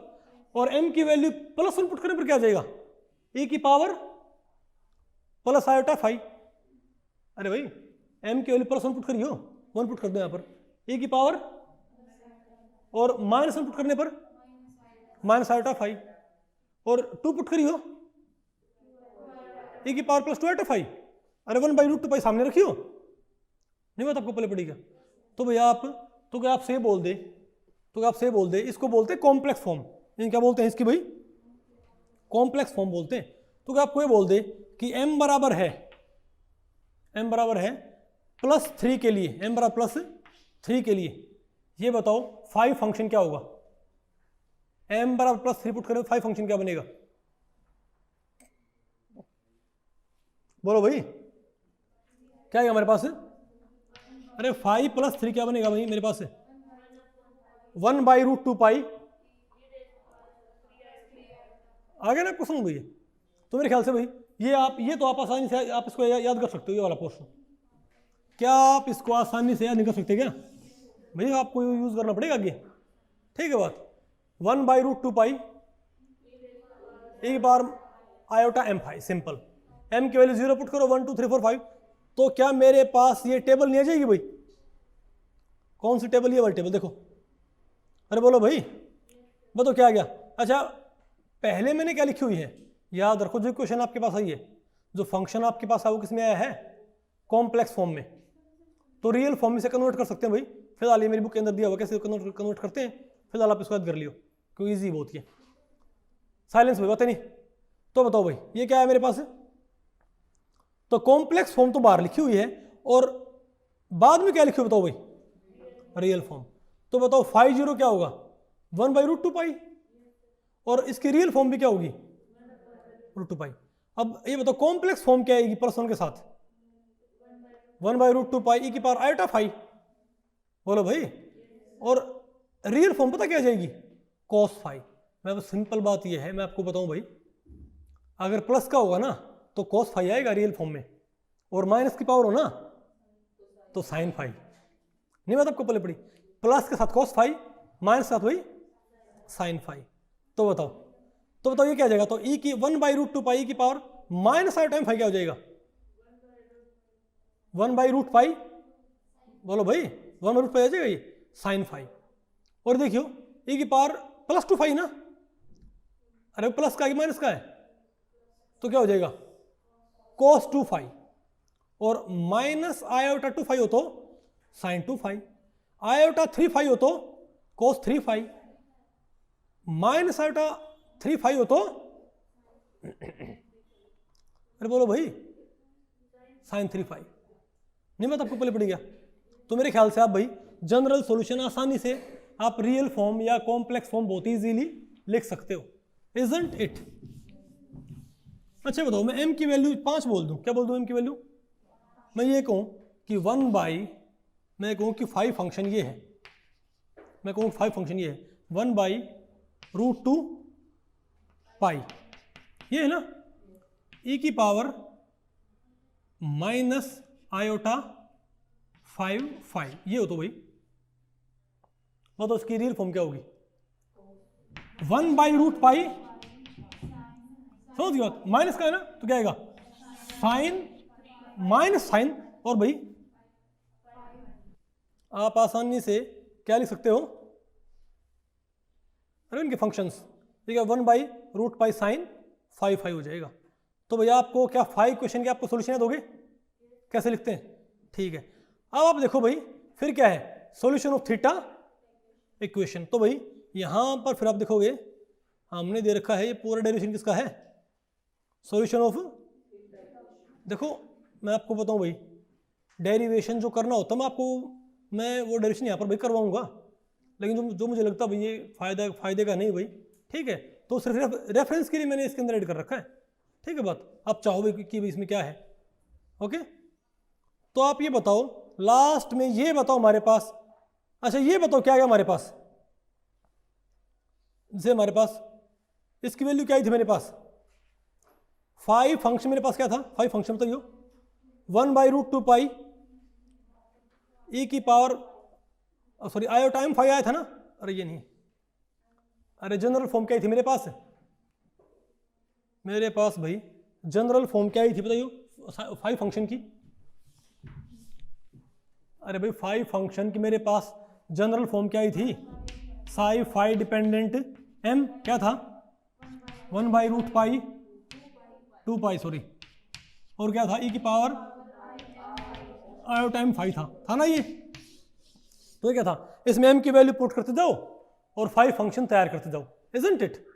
तो सिमिलरली भाई ये बताओ मेरे पास क्या आ गई थीटा फंक्शन, ठीक है बात, इसमें क्या हो l की वैल्यू और m की वैल्यू अलाउड वैल्यू पुट करते जाओ और थीटा फंक्शन तैयार करते जाओ, बात आपको पहले पड़ गई। तो ये बताओ बहुत सारे हमारे पास क्या है थीटा फंक्शन, लेकिन आपने एक बात और आपको नजर आएगी, अरे भाई theta function and spherical harmonics, यहां पर हमने भाई इस टेबल में हमने एक तीर से 2 शिकार किए हैं, क्या, अरे भाई थीटा फंक्शन तो हमने लिख ही दिए,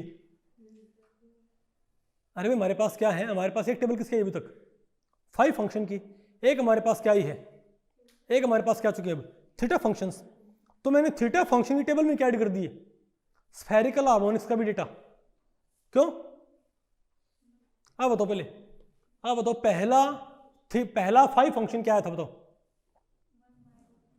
पहला 5 फंक्शन क्या आया था बताओ, नहीं मैं आपसे पूछूं भाई बताओ पहला वैलिड सेट कौन सा होगा, तो पहला वैलिड सेट कौन सा होगा साई 1 0 0 होगा ना, n 1 है l 0 है और m 0 है, तो बताओ r पार्ट कौन सा होगा, r पार्ट कौन सा होगा, n और l क्या 1 0, तुम क्या बोलेंगे r तो क्या है 1, r क्या है 1 0, और बताओ भाई थीटा क्या होगा यहाँ पर, थीटा फंक्शन क्या होगा 0 0, और 5 फंक्शन क्या होगा 0, तो अगर उन दोनों को मल्टीप्लाई कर दूंगा तो मेरे पास क्या आएगा स्फेरिकल हार्मोनिक्स, क्या स्फेरिकल, उसको क्या बोलूंगा 0 0, नहीं बात आपको पहले पड़ी क्या, अरे बोलो भाई, तो ये बताओ, तो बताओ भाई थीटा 0 0 बताओ क्या आया 1/√2 क्या आएगा, अरे भाई इसमें l की वैल्यू 0 m की वैल्यू 0 पुट करने पर ये पूरा क्या बन जाएगा 1/√2 बन जाएगा भाई। थीटा फंक्शन का जो हमारे पास क्या है थीटा वेरिएबल वाली इक्वेशन के सॉल्यूशंस जो मेरे पास क्या है थीटा फंक्शन, उसमें l की वैल्यू 0 m की वैल्यू 0 पुट करने पर क्या आएगा 1/√2 आएगा। अच्छा ये तो आ गया थीटा फंक्शन, ये तो क्या आ गया थीटा 0 0, थीटा 0 0, और 5 0 क्या था पहले बताओ भाई 0 0 स्फेरिकल हार्मोनिक्स बनाने के लिए मुझे क्या करना पड़ता है थीटा 0 0 और 5 0 0 फंक्शन मल्टीप्लाई करने पड़ते हैं, तो थीटा 0 0 फंक्शन क्या है मेरे पास 1/, मेरे पास थीटा 0 0 फंक्शन क्या है मेरे पास, अरे इन दोनों को मुझे मल्टीप्लाई करना पड़ता है। 0 0 की स्फेरिकल हार्मोनिक्स तैयार करने के लिए मुझे थीटा 0 0 5 0 0 मल्टीप्लाई करने पड़ेंगे, तो थीटा 0 0 मेरे पास क्या है 1/√2, और ये मेरे पास क्या था 1/√2 पाई, तो मैं अगर 1/√2 पाई मल्टीप्लाई कर दूं, मेरे पास क्या जाएगा 1/4 पाई का रूट। तो ये मेरे पास क्या गया भाई, एंगुलर वेव फंक्शन 0 0। नहीं बात आपको पहले बढ़िया भैया, अरे बोलो। तो देखो थीटा फंक्शन है 1/√2, इस 1/2 मैंने किससे मल्टीप्लाई कर दिया, अरे भाई ये क्या है, अरे भाई इसमें ये तो क्या है बताओ, ये तो पोर्शन कौन सा है थीटा 0 0, और ये कौन सा है फाई 0, मल्टीप्लाई कर दी, मेरे पास क्या बन गई 0 0 की स्फेरिकल हार्मोनिक्स, यानी कि साई 1 0 0 का एंगुलर पार्ट। नहीं समझे बात। अच्छा ये बताओ, अब अगर मुझे बनाना हो साई 2 0 0 का angular part, what should I do, मुझे साई 2 0 0 का एंगुलर पार्ट बनाना हो, मुझे बताओ क्या करना पड़ेगा, साई 2 0 0 का एंगुलर पार्ट बताओ, इसको हम कैसे लिखेंगे बताओ, ये क्या हो भाई, ये होगा R20 की मल्टीप्लाई किससे थीटा 0 0 और फाई 0 से, तो ये क्या हमारा स्फेरिकल हार्मोनिक्स। तो बताओ थीटा 0 0 को फाई 0 से मल्टीप्लाई कर दो, तो थीटा 0 0 क्या है, थीटा 0 0 क्या है, फिर से देखो तो क्या है 1/√2 और 1/√2 पाई, यानी सेम रहेगा हमारे पास ये, अरे यानी कि ये जो हमारे पास क्या स्फेरिकल हार्मोनिक्स, ये दोनों में लगेगी साई 1 0 0 में भी और साई 2 0 0 में भी, इजंट इट। अच्छा ये बताओ, अब अगर मुझे साई 2 1 0 की स्फेरिकल हार्मोनिक्स तैयार करनी हो क्या, अरे भाई अब अगर मुझे क्या तैयार करना बताओ, अब अगर मुझे बताओ क्या तैयार करना है, साई 2 1 0 तैयार करना है, बताओ साई 2 1 0 क्या होगा, NLM क्या है 2 1 0, तो क्या होगा R21 multiplied by theta 1 0 multiplied by phi 0, तो थीटा 1 0 को अगर मैं फाई 0 फंक्शन से मल्टीप्लाई कर लूं, मैं थीटा 1 0 को फाई 0 से मल्टीप्लाई कर लूं, तो बताओ थीटा 0 क्या होता है, सॉरी थीटा 1 0 क्या है मेरे पास, थीटा 1 0 क्या है भाई ये बार, और फाई 0 क्या होता था, तो भाई ये तो क्या है थीटा 1 0, ये क्या है फाई 0, मल्टीप्लाई कर दिया, ये ओवरऑल क्या बनेगा थीटा, ये क्या है मेरे पास स्फेरिकल हार्मोनिक्स 1 0 की बात आपको पहले पढ़ रही है। तो क्या है यहां पर हमने बताओ क्या ऐड कर रखे सारे सारे, अरे भाई इनमें एल और एम की वैल्यू पुट करके आप क्या बना लो बताओ थीटा फंक्शंस, समझ गए बात, और उन थीटा फंक्शंस को किससे मल्टीप्लाई कर लो फाइव फंक्शन से, तो मैं ये बताओ फिर क्या बन जाएंगी, ये वाली क्या बन जाएंगी, ये वाली, इससे लेफ्ट तो क्या है थीटा फंक्शन, और इससे राइट क्या है theta functions multiplied by five functions, spherical harmonics. कुछ बात आपको पहले पढ़ रही भाई, तो यहां से मेरे पास एंगुलर पार्ट तैयार हो गए, इजंट इट। अब हम देखते हैं बताओ भाई क्या solution of radial equation.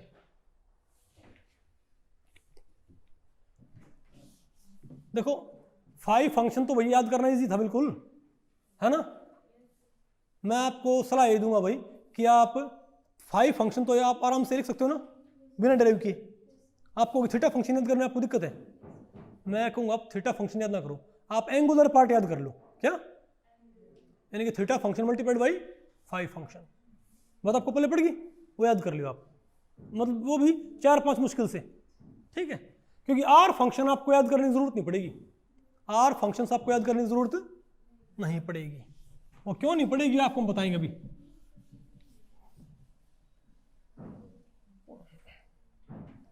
Are functions आपको याद करने की जरूरत नहीं पड़ेगी, क्यों, ध्यान से देखो भाई, अब ये बताओ किसका सॉल्यूशन हो गया, अरे भाई आर इक्वेशन नहीं है, ये हमारे पास क्या आर वेरिएबल वाली इक्वेशन, इसका सॉल्यूशन देखो भाई, ये सॉल्यूशन चल रहा है, ये भी सॉल्यूशन चल रहा है, ये आपने नहीं पढ़ना है भाई, मैं आपको बताऊं एग्जाम के लिए नहीं पढ़ना आपने, ठीक है, सेमेस्टर वाले इसको भाई लिख सकते हैं, अदरवाइज जरूरत नहीं इसका, नेट के लिए आपको इसका फाइनल रिजल्ट चाहिए इसका, बताओ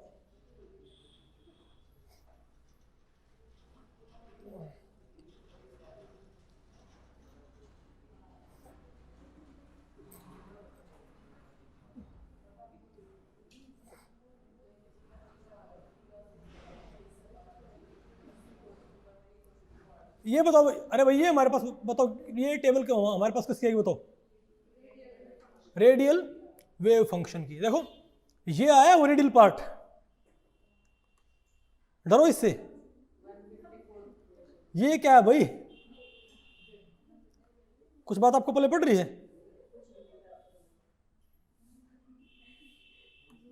ये बताओ क्या है आपका, आपको ये तो भाई रोड़ी होगी है ना। ये बताओ क्या है भाई, रेडियल पार्ट, ये है रेडियल पार्ट। अब समझे भाई, क्योंकि 3D बॉक्स का सारी बुक्स में लिख देते हैं, लेकिन इतना इजीली भाई क्या बोलते हैं radial function, hydrogen atom function ऐसे आप तैयार नहीं करते, उनको आपको याद करना पड़ता है, इजंट इट? क्योंकि भाई ये इतना कॉम्प्लेक्स है, इसको सॉल्व करना, इसमें वैल्यू पुट करके वैल्यू निकालना बाद में क्या है मुश्किल। बात आपको पहले पड़ रही है? तो इसीलिए बताओ क्या है हमारे पास, ये क्या मेरे पास रेडियल फंक्शन। इसमें बताओ कितने वेरिएबल हैं, 2 सॉरी 3, एक तो n और l, n और l, और बताओ कौन है r, सिर्फ कौन है r, तो क्या है कॉन्टिन्यूस वेरिएबल, nl क्या है, अरे बोलो भाई, नहीं बात आपको पहले पड़ी? तो यहां पर आप क्या करो, nl का पहला वैलिड सेट क्या बन जाएगा, इस फंक्शन में nl का पहला वैलिड सेट क्या जाएगा, बोलो भाई, पहला रेडियल वेव फंक्शन, फिर भाई nl का दूसरा वैलिड सेट, दूसरा रेडियल वेव फंक्शन। तो बताओ भाई पहला वैलिड सेट, और फिर भाई हमने क्या कर रखा बताओ, ये अरे बना रखे हैं ये, तो आपको इनको याद कैसे करेंगे, इनको याद करने में आपको तरीका बताऊंगा अभी, ठीक है ना। पहले आप ये देखो, ये बताओ मेरे पास क्या आ गया, अरे भैया मेरे पास क्या आ गया R10, यानी अभी जो हमने आपको भाई, अभी मैंने जो आपको रेडियल वेव फंक्शन का जनरल सॉल्यूशन दिखाया था ना, जनरल एक्सप्रेशन, उसमें आप nl की वैल्यू क्या पुट कर दियो, 1 और 0, तो वो कैसी फॉर्म ले लेगा, ऐसी फॉर्म ले लेगा। बात आपको पहले पड़ गई? तो ये होगी, ये होगी, ये होगी, नहीं समझे बात?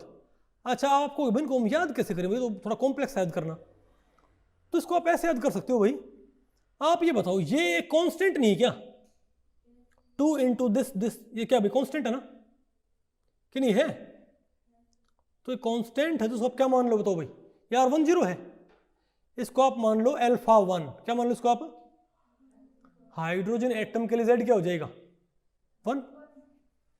चलो मैं आपको बताता हूं इसको भाई, अरे भाई हाइड्रोजन एटम के लिए Z क्या हो जाएगा 1 हो जाएगा, और तो ये बताओ क्या हो जाएगा, 2 इंटू 1/a0 की पावर 3/2 क्या हो जाएगा ये। तो ψ10 क्या है मेरे पास, ψ10 कौन सा फंक्शन, R फंक्शन भाई, इसको ऐसे लिखो या क्या लिखो इसको 10, आपकी मर्जी भाई। बताओ क्या मेरे पास ये बाहर कौन आया था, 2 इंटू वेरी गुड 1 बाई, अरे Z1 पुट कर लो हाइड्रोजन के लिए है ना, 3/2 e की पावर -R/a0, Z में 1 पुट कर लिया, ठीक है बात। तो आप करिए ये हमारे पास क्या है, जो रेडियल वेव फंक्शन मेरे पास आया है ना जनरल एक्सप्रेशन, उसे मैंने nl का पहला वैल्यू सेट पुट किया, मेरे पास क्या आ गया, पहला रेडियल वेव फंक्शन। अच्छा आपको इसको याद करना मुश्किल है, कोई दिक्कत नहीं, क्या मैं इन कांस्टेंट्स को α1 मान लूं, बोलो भाई, इन कांस्टेंट्स में क्या मान लूं α1, तो R10 क्या भाई, R10 बताओ मेरे पास क्या आ जाएगा α1, और एक काम और करो 1/a0 को मान लो α2, क्या मान लो α2, तो क्या बोलेंगे α1 इंटू e की पावर -α2r आ गया ना, अरे बोलो भाई। और यहां पर आप लिख दो r की पावर 0 और लिख दो r की पावर, तो अपनी बात गौर की, रेडियल वेव फंक्शन जो क्या है, अच्छा तो सिमिलरली अब अगर मैं एक फॉर्म लिखूंगा भाई, आपसे कोई बोले कि R20 लिखो, क्या लिखो R20, तो आप कहोगे भाई, आप ये कहोगे R20 लिखने के लिए भाई हमें क्या मालूम होना चाहिए, जनरल एक्सप्रेशन, अरे जो RNL का अरे भाई आर डिपेंडेंट वेव फंक्शन का जनरल एक्सप्रेशन हमको चाहिएगा ना, उसका नहीं है बेटा आपको, उसमें मैं क्या पुट करूँगा 2 और 0। लेकिन मैं इसको भी सिंपली ऐसे भी लिख सकता हूँ, मैं इसको लिखूंगा अल्फा 1 आर की पावर 0, अल्फा 1 आर की पावर 0 माइनस अल्फा 2 आर की पावर 1, समझ गए बात, और ई की पावर माइनस अल्फा 3 आर। मैं कहूँ ऐसी फॉर्म आएगी, पक्की बात है, चेक करो एक बार, आप चेक करो, बताओ ये कांस्टेंट है, अरे बोलो भाई, अरे भाई R20 में क्या ये कांस्टेंट है क्या? ये कांस्टेंट मैंने किससे मल्टीप्लाई कर दिया? 2 से, तो this constant multiply 2 another constant, क्या मान लिया मैंने वो अल्फा 1, और अल्फा 1 को भाई मैं R की पावर 0 क्या होता है, और R की पावर 0 क्या होता है, इसको मैंने वैसे ही लिख दिया, नहीं बात आपको पल पड़ी क्या? और इसको आप इससे मल्टीप्लाई करियो Z/A0 से, तो क्या आएगा फिर से ये कांस्टेंट। तो ध्यान से देखो भाई, अरे यहां पर इस 2 के साथ R की पावर क्या है, अरे मैं इसको 2 की बजाय 2 इंटू R की पावर 0 लिख दूं तो कोई दिक्कत है क्या? नहीं है ना। तो यहां पर क्या होगा R की पावर 0, यहां पर क्या R की पावर 1 हो गया। तो प्री एक्सपोनेंशियल पार्ट में तो क्या हमारे पास, हालांकि अल्फा 1 अल्फा 2 की वैल्यू बदल गई है, लेकिन क्या इसको ऐसे लिख सकते हैं क्या, इस इक्वेशन को, क्या इस फंक्शन को R20 फंक्शन को ऐसे लिखा जा सकता है क्या? अरे बोलो भाई, इसको ऐसे बिल्कुल लिखा जा सकता है, isn't it? नहीं आना आपको समझ, नहीं बेटा समझ, कोई बात नहीं, इसको मैं लिखता हूं, चलो यहां पर क्या है ये बताओ, 1/2√2 क्या अभी बताइए, मेरे पास R20 मेरे पास क्या है, R20 मेरे पास क्या है 1/2√2 Z1 A की पावर A0 3/2 ही है, अंदर क्या बताओ 2 माइनस R/A0 है ना, और E की पावर क्या है फिर माइनस E की पावर R/, ना ना ना ये नहीं होगा, R/2 की पावर ये आएगा 2 आएगा, 2RA0 है ना, R/2A0, R/2A0, R/A की पावर माइनस R/2A0 आ गया। तो ये बताओ ये कांस्टेंट नहीं है क्या सारा, ये कांस्टेंट है कि नहीं है? इस कांस्टेंट को 2 से मल्टीप्लाई करूं तो क्या है मेरे पास अनदर कांस्टेंट, उसे मैंने क्या मान लिया अल्फा 1। अब इस कांस्टेंट को आप 1/A0 से मल्टीप्लाई करियो, अनदर कांस्टेंट, क्या मान लिया उसको मैंने अल्फा 2, तो माइनस अल्फा 2, लेकिन साथ में क्या आएगा वहां पर R। अरे बोलो भाई, आ गया मेरे पास, ये कौन सा था, हाँ अरे बोलो भाई आ गया मेरे पास ये अल्फा 1, और E की पावर क्या आएगा, और 1/A0 को क्या मान लो 2A0 को, अरे भाई E की पावर माइनस R/2A0 है ना, तो 1/2A0 क्या मान लो अल्फा 3, तो क्या आ गया माइनस अल्फा 3R, ठीक है। तो यहां पर R की पावर 1 है, यहां पर क्या लिखो R की पावर 0, तो भाई क्या दिक्कत है, नहीं बेटा आपको भी। तो क्या इस फॉर्मूले को, क्या इस फंक्शन को ऐसे हम लिख सकते हैं क्या? नहीं बात आपको पहले पढ़ रही क्या, आ गया ना भाई आपको समझिए। तो भाई इस फंक्शन को हम ऐसे डेफिनेटली लिख सकते हैं भाई, कोई दिक्कत नहीं इसमें, ठीक है। तो आप मुझे ये बताओ, तो भाई अब हमारे पास एक तरीका आ गया भाई फंक्शन लिखने का। इन मुझे पता है कि अगर मैं कॉन्स्टेंट्स को क्या कर लूँ थोड़ा, तो रूल ये है कि R की मिनिमम पावर पता क्या इन्वॉल्व होगी, R की मिनिमम पावर जो क्या होगी, जब अरे भाई जब L की वैल्यू क्या हो, अरे किसी रेडियल फंक्शन जो L की वैल्यू होगी ना, R की मिनिमम वैल्यू उसी से शुरू होएगी, मतलब मिनिमम वैल्यू वो इसके अंदर इन्वॉल्व होनी चाहिए भाई। कैसे, चलो भाई मैं इसके कुछ फंक्शन लिख के दिखाता हूँ आपको। मैं कुछ आपको भाई रेडियल फंक्शंस लिखता हूँ, ठीक है, बिना ये टेबल चेक किए, क्या बिना ये टेबल चेक किए, कौन सी टेबल, ये टेबल चेक किए भाई, मैं कुछ रेडियल फंक्शन लिखता हूँ, ओके लिखिए भाई, अरे बोलो ठीक है, मैं कहूँगा बताओ पहले कौन से फंक्शन लिखने, बताओ पहले कौन से फंक्शन लिखूं, बताओ बताओ भाई। अच्छा एक बात और, मैं आपको भाई जो नंबर ऑफ नोड्स है ना, क्या रेडियल नोड्स, मैं आपको वो बताता हूँ कि नंबर ऑफ नोड्स कैसे आएंगी, क्योंकि जब आप इनका ग्राफ प्लॉट करोगे तो उसमें नोड्स कितनी आएंगी आपको मालूम होना चाहिए। ठीक है, चलो पहले एक बारी भाई इसको लिखते ही हैं।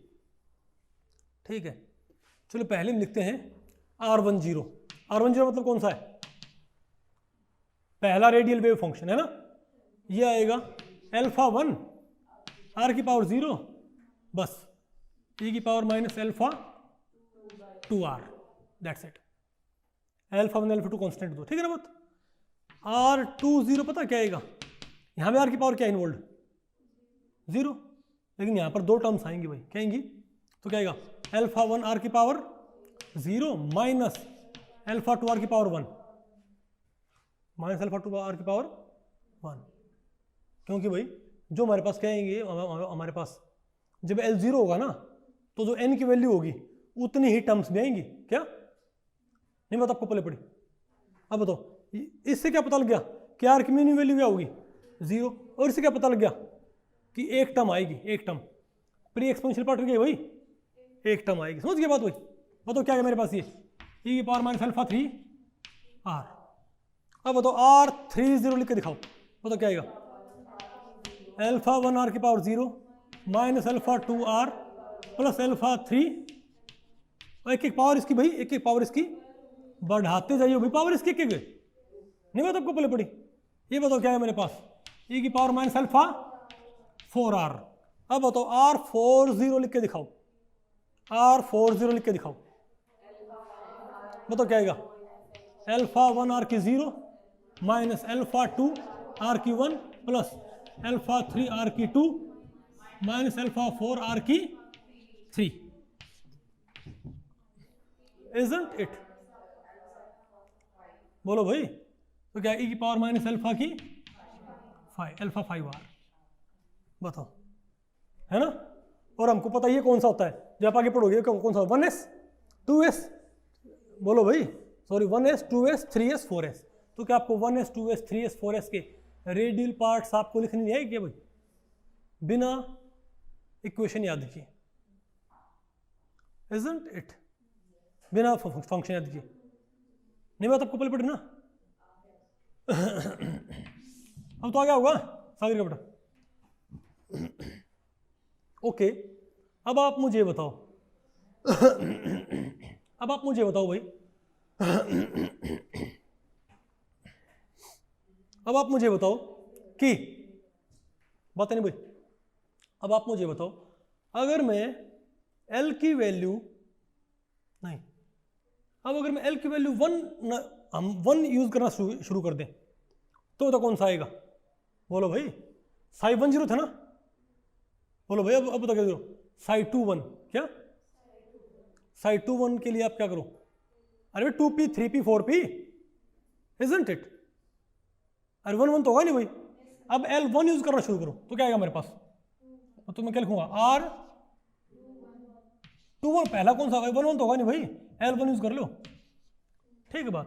तो क्या आएगा, तरीका ये है, चाहे कोई भी हो, चाहे s ऑर्बिटल हो, चाहे कौन से हो, p ऑर्बिटल हो, जो L की वैल्यू होगी ना प्री एक्सपोनेंशियल पार्ट में R की उतनी पावर क्या होगी, मिनिमम वैल्यू वही पावर होगी इन्वॉल्व, समझे बात। यानी कि S फंक्शन में, यानी कि इन सभी में L की मिनिमम वैल्यू कौन सी इन्वॉल्व, R की मिनिमम पावर कौन सी है 0, इन सभी में R की मिनिमम पावर क्या होनी चाहिए 1। तो यहां पर हम क्या लिखे बताओ भाई, लेकिन यहां पर पता है, यहां पर नंबर ऑफ टर्म्स, यहां पर तो इसमें क्या होता है, चलो हम आपको दें S के लिए, यहां पर क्या होता है, नंबर ऑफ टर्म्स कैसे आती हैं, यहां पर नंबर ऑफ टर्म्स क्या होती हैं, पहले तो R की पावर तो क्या होगी, R की पावर तो मिसाल होगी पक्का, R की मिनिमम पावर तो क्या होगी, एक एक बढ़ेगी ना फिर ये अल्टरनेट साइन के साथ, R की मिनिमम पावर तो R की पावर L होती है, और यहाँ पर नंबर ऑफ टर्म्स मान लिया क्या बोल दूं भाई, कैपिटल N, पता क्या होंगी यहाँ पर होंगी नंबर ऑफ टर्म्स होंगी N के बराबर, क्या होंगे भाई, लेकिन यहाँ पता क्या होंगी n-1 के बराबर। नंबर ऑफ टर्म्स यहां क्या होंगी, n-1।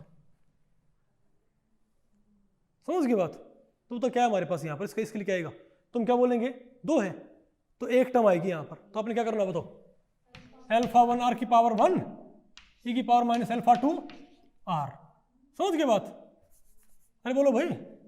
और r31 क्या होगा, 31 r31 क्या होगा बताओ, α1 r की 1 माइनस α2 r की 2 e की पावर माइनस α3r। और r41 क्या होगा, r41 क्या होगा, α1 r की 1 माइनस α2 r की 2 प्लस α3 r की 3 और e की पावर माइनस α4r। अब बताओ r51 क्या होगा, यानी कि 5p का रेडियल फंक्शन कैसा होगा बताओ, क्या होगा, α1 r की 1 minus α2 r2 plus α3 r3 minus α4 r4 और e की पावर माइनस α5r। कुछ बात आपको पहले पड़ रही भाई? तो आप आसानी से, तो भाई सिंपल रूल मैं आपको बताऊं भाई, नंबर ऑफ टर्म्स, क्या नंबर ऑफ टर्म्स, तो आपको 2 बातें मालूम चाहिए कि प्री एक्सपोनेंशियल पार्ट में टर्म्स कितनी आपने लिखनी है, आपको तो पता है मिनिमम पावर तो आपने क्या यूज करनी है, एल, आर की पावर एल। लेकिन फिर आपने पावर क्या करनी है फिर भाई, हर एक प्री एक्सपोनेंशियल टर्म में आपने एक एक पावर बढ़ा के लिखनी फिर, है ना, प्लस माइनस अल्टरनेट साइन के साथ, ऐसा ही है ना।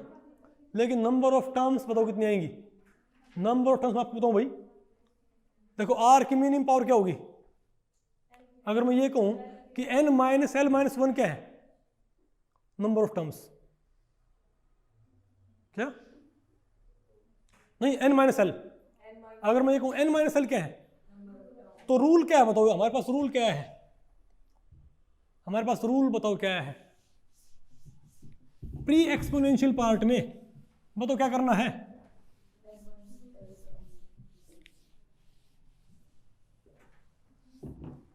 अरे भाई प्री एक्सपोनेंशियल पार्ट में बताओ क्या करना है, बताओ क्या करना है, मैं कहूँगा नंबर ऑफ टर्म्स तो क्या आएंगी, नंबर ऑफ टर्म्स तो बताओ क्या आएंगे हमारे पास, n माइनस एल। ठीक है बात, ओके। और भाई मिनिमम पावर क्या इन्वॉल्व होगी, आर की मिनिमम पावर क्या इन्वॉल्व होगी, आर की एल, दैट्स इट। ये अब इसी के आधार पे आप मुझे ये बताओ भाई, अगर मुझे फंक्शन लिखना किसका, 3D का, क्या मुझे 3D जेड स्क्वायर ना साई 300 का मुझे सिर्फ क्या लिखना बताओ भाई, रेडियल पार्ट, यानी साई 30। अरे भाई या r30 लिख लो, बताओ क्या होगा ये, तो आर की मीनिंग पहले बताओ, यहां पर टर्म्स कितनी आएंगी,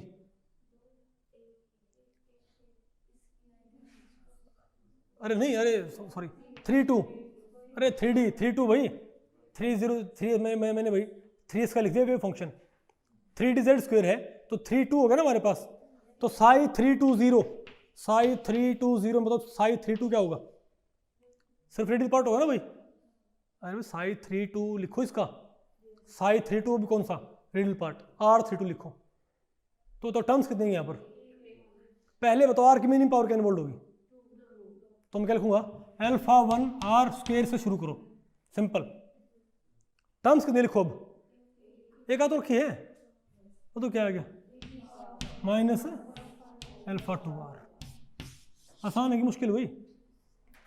अच्छा भाई रेडियल फंक्शन लिख के दिखाओ, किसका, साई, नहीं आप मुझे बताओ भाई, आपने हालांकि मैंने आपको पढ़ा नहीं है SPD क्यों बोलते हैं, ठीक है, लेकिन फिर भी आप मुझे बताओ भाई, अगर मैं ये कहूं कि 5dz स्क्वायर, क्या 5dz स्क्वायर 5D का, यानी 5dxy 5D, अभी रेडियल पार्ट सेम रहेगा, तो 5D का आप क्या लिख के दिखाओ, रेडियल पार्ट, नहीं 5D नहीं, अब तो 6p, क्या 6p का रेडियल पार्ट लिखो, बताओ कैसा आएगा इसमें टर्म्स, बताओ इसमें, बताओ भाई टर्म्स इसमें कितनी है बताओ? 5 इसमें क्या टर्म्स आएंगी, और कहाँ से शुरू होएगा? आर की मिनिमम पावर 1 से, है ना? ठीक है, हम क्या लिखेंगे?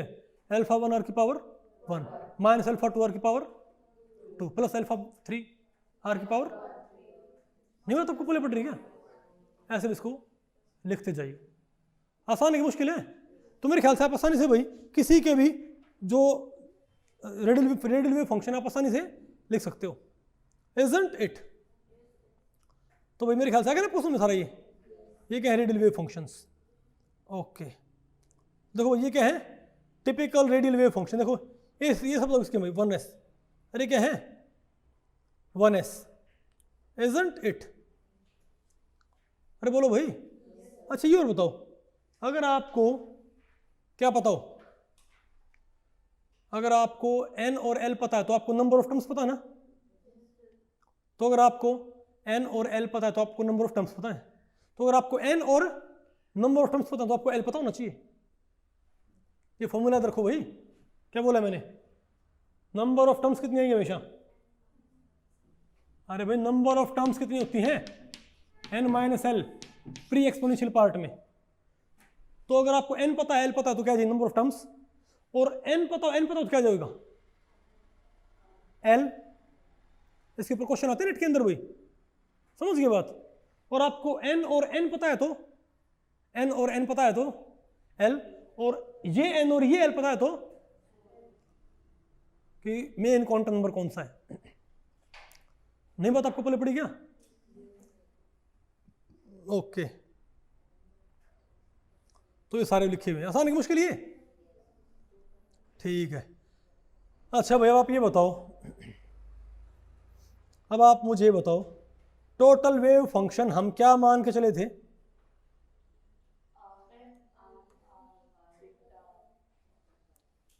टोटल वेव फंक्शन भाई हम क्या मान के चले थे कि 3 फंक्शंस का मल्टीप्लाई होएगा। हमने भाई यही तो माना होगा कि 3 फंक्शंस का क्या होगा? मल्टीप्लाई क्या होगा? Total wave function, isn't it? ठीक है, तो अब अगर टोटल वेव फंक्शन 3 फंक्शंस का मल्टीप्लाई होना है तो 5 फंक्शन क्या आया था बताओ? तो ध्यान से देखो भाई, तो ये क्या हो? देखो हमारे पास साई एन एल, अरे भाई psi N L, psi L M, psi, अरे भाई अरे psi R dependent, psi theta, psi phi dependent. तो ओवरऑल फंक्शन क्या है हमारे पास?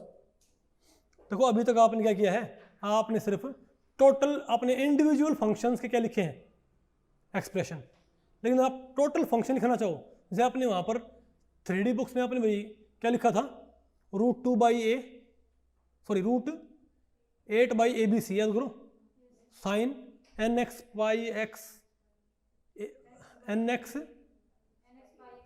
पाई एक्स बाई ए था ना? फिर भाई sine ny pi y by b sine ny था ना वो पूरा एक्सप्रेशन भाई। तो सिमिलरली आप यहां पर आपने क्या करना है?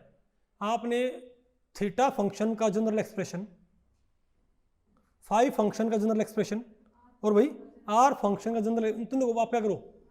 मल्टीप्लाई करो। आपका उसका जगह टोटल वेव फंक्शन। तो देखो ये आया भाई, ध्यान से देखो, डरो इससे, डर गए? अब बताओ, देखो यहां से भी शुरू होता है, ये यहां से लेके यहां तक का पोर्शन कौन सा बताओ? ये तो कौन सा है? Radial part. और ये बताओ कौन सा है? Theta part, theta function. और ये कौन सा? ये ठीक है हमारे लिए, है ना भाई? अरे ये बिल्कुल ठीक है ना, radial function, theta function, phi function. तो आपसे पूछे ना कि रेडियल फंक्शन का जनरल एक्सप्रेशन लिख के दिखाओ, आप कहोगे फाई फंक्शन पूछ ले। वो है नहीं भाई। अरे वो टीचर पूछते हैं कि बताओ भाई 17 का पढ़ा सुनाओ, तो बच्चे क्या बोलते हैं? 10 का सुन लेने। Isn't it? क्या हो गया भाई? होता ना ऐसा? ठीक है, तो सिमिलरली भाई आगे ना प्रश्न में ये R function, theta function, phi function. तो इसमें आपने क्या करना? ध्यान से देखो भाई, एनएलएम का पहला वैलिड सेट, पहला मैथमेटिकल एक्सप्रेशन, एनएलएम का दूसरा वैलिड सेट, दूसरा रहने का तरीका, एनएलएम का तीसरा वैलिड सेट, इलेक्ट्रॉन के न्यूक्लियस के अराउंड रहने का तीसरा तरीका, NLM का चौथा वैलिड सेट, इलेक्ट्रॉन के न्यूक्लियस के अराउंड रहने का चौथा तरीका, ऐसे आएगा। बात आपको पहले पड़ी भाई? ठीक है। अब होता भाई, अच्छा ये तो आया वेव फंक्शन, वेव फंक्शन आ गया। अरे भाई वेव फंक्शन आया क्या? और मैं आपको बताऊं एनर्जी पता क्या ही है? एनर्जी आई थी आर इक्वेशन के सॉल्यूशन से। देखो हमारे पास जो तीनों इक्वेशन आई ना, अरे हमारे पास तीन फंक्शन आए ना, तीनों को मल्टीप्लाई कर दे, क्या आ गया? Overall wave function. ठीक है, ओवरऑल वेव फंक्शन में क्या है? तीन तो क्या है? Continuous variable R theta phi, तीन क्या है? Discrete variable NLM। R theta phi function को, स्टेट को डिस्क्राइब करने में हेल्प करेंगे, NLM स्टेट को डिफाइन करने में हेल्प करेंगे। NLM का पहला वैलिड सेट, इलेक्ट्रॉन के न्यूक्लियस के अराउंड रहने का पहला तरीका जो है उसको बताने वाला मैथमेटिकल एक्सप्रेशन। दूसरा वैलिड सेट, दूसरा लाइफस्टाइल। तीसरा वैलिड सेट, तीसरा लाइफस्टाइल। यही तो आएगा हमारे पास भाई। ठीक है, ओके। और साथ में क्या? एनर्जी। लेकिन जब आपने आर इक्वेशन सॉल्व की थी ना, तो आपके पास आर डिपेंडेंट फंक्शन तो आया ही आया, साथ में पता क्या आया? एनर्जी भी। और वो एनर्जी पता क्या है हमारे पास? एनर्जी आई हमारे पास, बोलो भाई, एनर्जी हमारे पास आई ये वाली भाई। देखो ये हमारे पास क्या आई? एनर्जी भाई, इजंट इट? अरे मैंने दो बार क्यों लिखा हुआ ये? अच्छा उसको इसमें कन्वर्ट कर दिया। बताओ लास्ट में हमारे पास एनर्जी, बताओ मेरे पास क्या रखी है? Minus mu Z square minus ME⁴ Z square 2n square h cut. क्या ये वही एनर्जी का फॉर्मूला नहीं है जो कि किसने प्रोवाइड किया था? बोहर ने। अब देखो, अब भाई यहां पर पंगा है, एनर्जी का वही फॉर्मूला। और एक काम करो, अगर आप यहां पर क्या करते हो बताओ, अगर आप यहां पर तो क्या पुट करते हो? म्यू की E की 2 और h कट की वैल्यू पुट करते हो ना, तो आपके पास पता क्या है? और जूल में आएगा ना, ये किसमें आएगा? इसे कन्वर्ट करो इलेक्ट्रॉन वोल्ट में। पता फॉर्मूला क्या बनेगा आपके पास? फॉर्मूला आएगा En minus 13.6 Z square by N square. अब पता है, अब नील्स बोर क्या बोलेगा कि भाई इतना दुखी हुआ। ठीक है, मैंने पहले ना बताया था ये एनर्जी आती है। देखो बोहर ने भी बोहर की भी क्या थी? बिल्कुल सेम एनर्जी। लेकिन वेव मैकेनिकल मॉडल में सिंबॉलिक साई के ऊपर हैमिल्टनियन लगाने पर भी क्या है? बिल्कुल सेम एनर्जी। तो बोहर बोलेगा भाई ये एनर्जी मैंने भी निकाली थी। ठीक है, तूने इतना तामझाम किया है, theta equation, phi equation, R equation, solution, फलाना ढिमकाना भाई। ठीक है, तो इसमें ऐसा खास बात क्या है? ओके, तो बताओ इसके अंदर खास बात क्या है? तो बोर क्या बोलेगा? सॉरी, एरविन श्रोडिंगर क्या बोलेंगे भाई? वो बोर को क्या बोलेंगे कि तुम्हारा जो मॉडल था तुमने क्वांटाइजेशन धक्के से इनकॉर्पोरेट किया था। तुमने माना था कि एंगुलर मोमेंटम क्या होता है? NH/2π। तुम्हारे पास कोई उसका जस्टिफिकेशन नहीं था। यहां पर जो ये n आया है, ये पहली बात तो हमने ऐसे हिट एंड ट्रायल से इनकॉर्पोरेट नहीं किया, ये अपने आप आया है टू सेटिस्फाई बाउंड्री कंडीशंस। समझे बात भाई? ये बाउंड्री कंडीशंस को सेटिस्फाई करने के लिए अपने आप इसका भाई उदय हुआ, इस भाई क्वांटम नंबर का n का।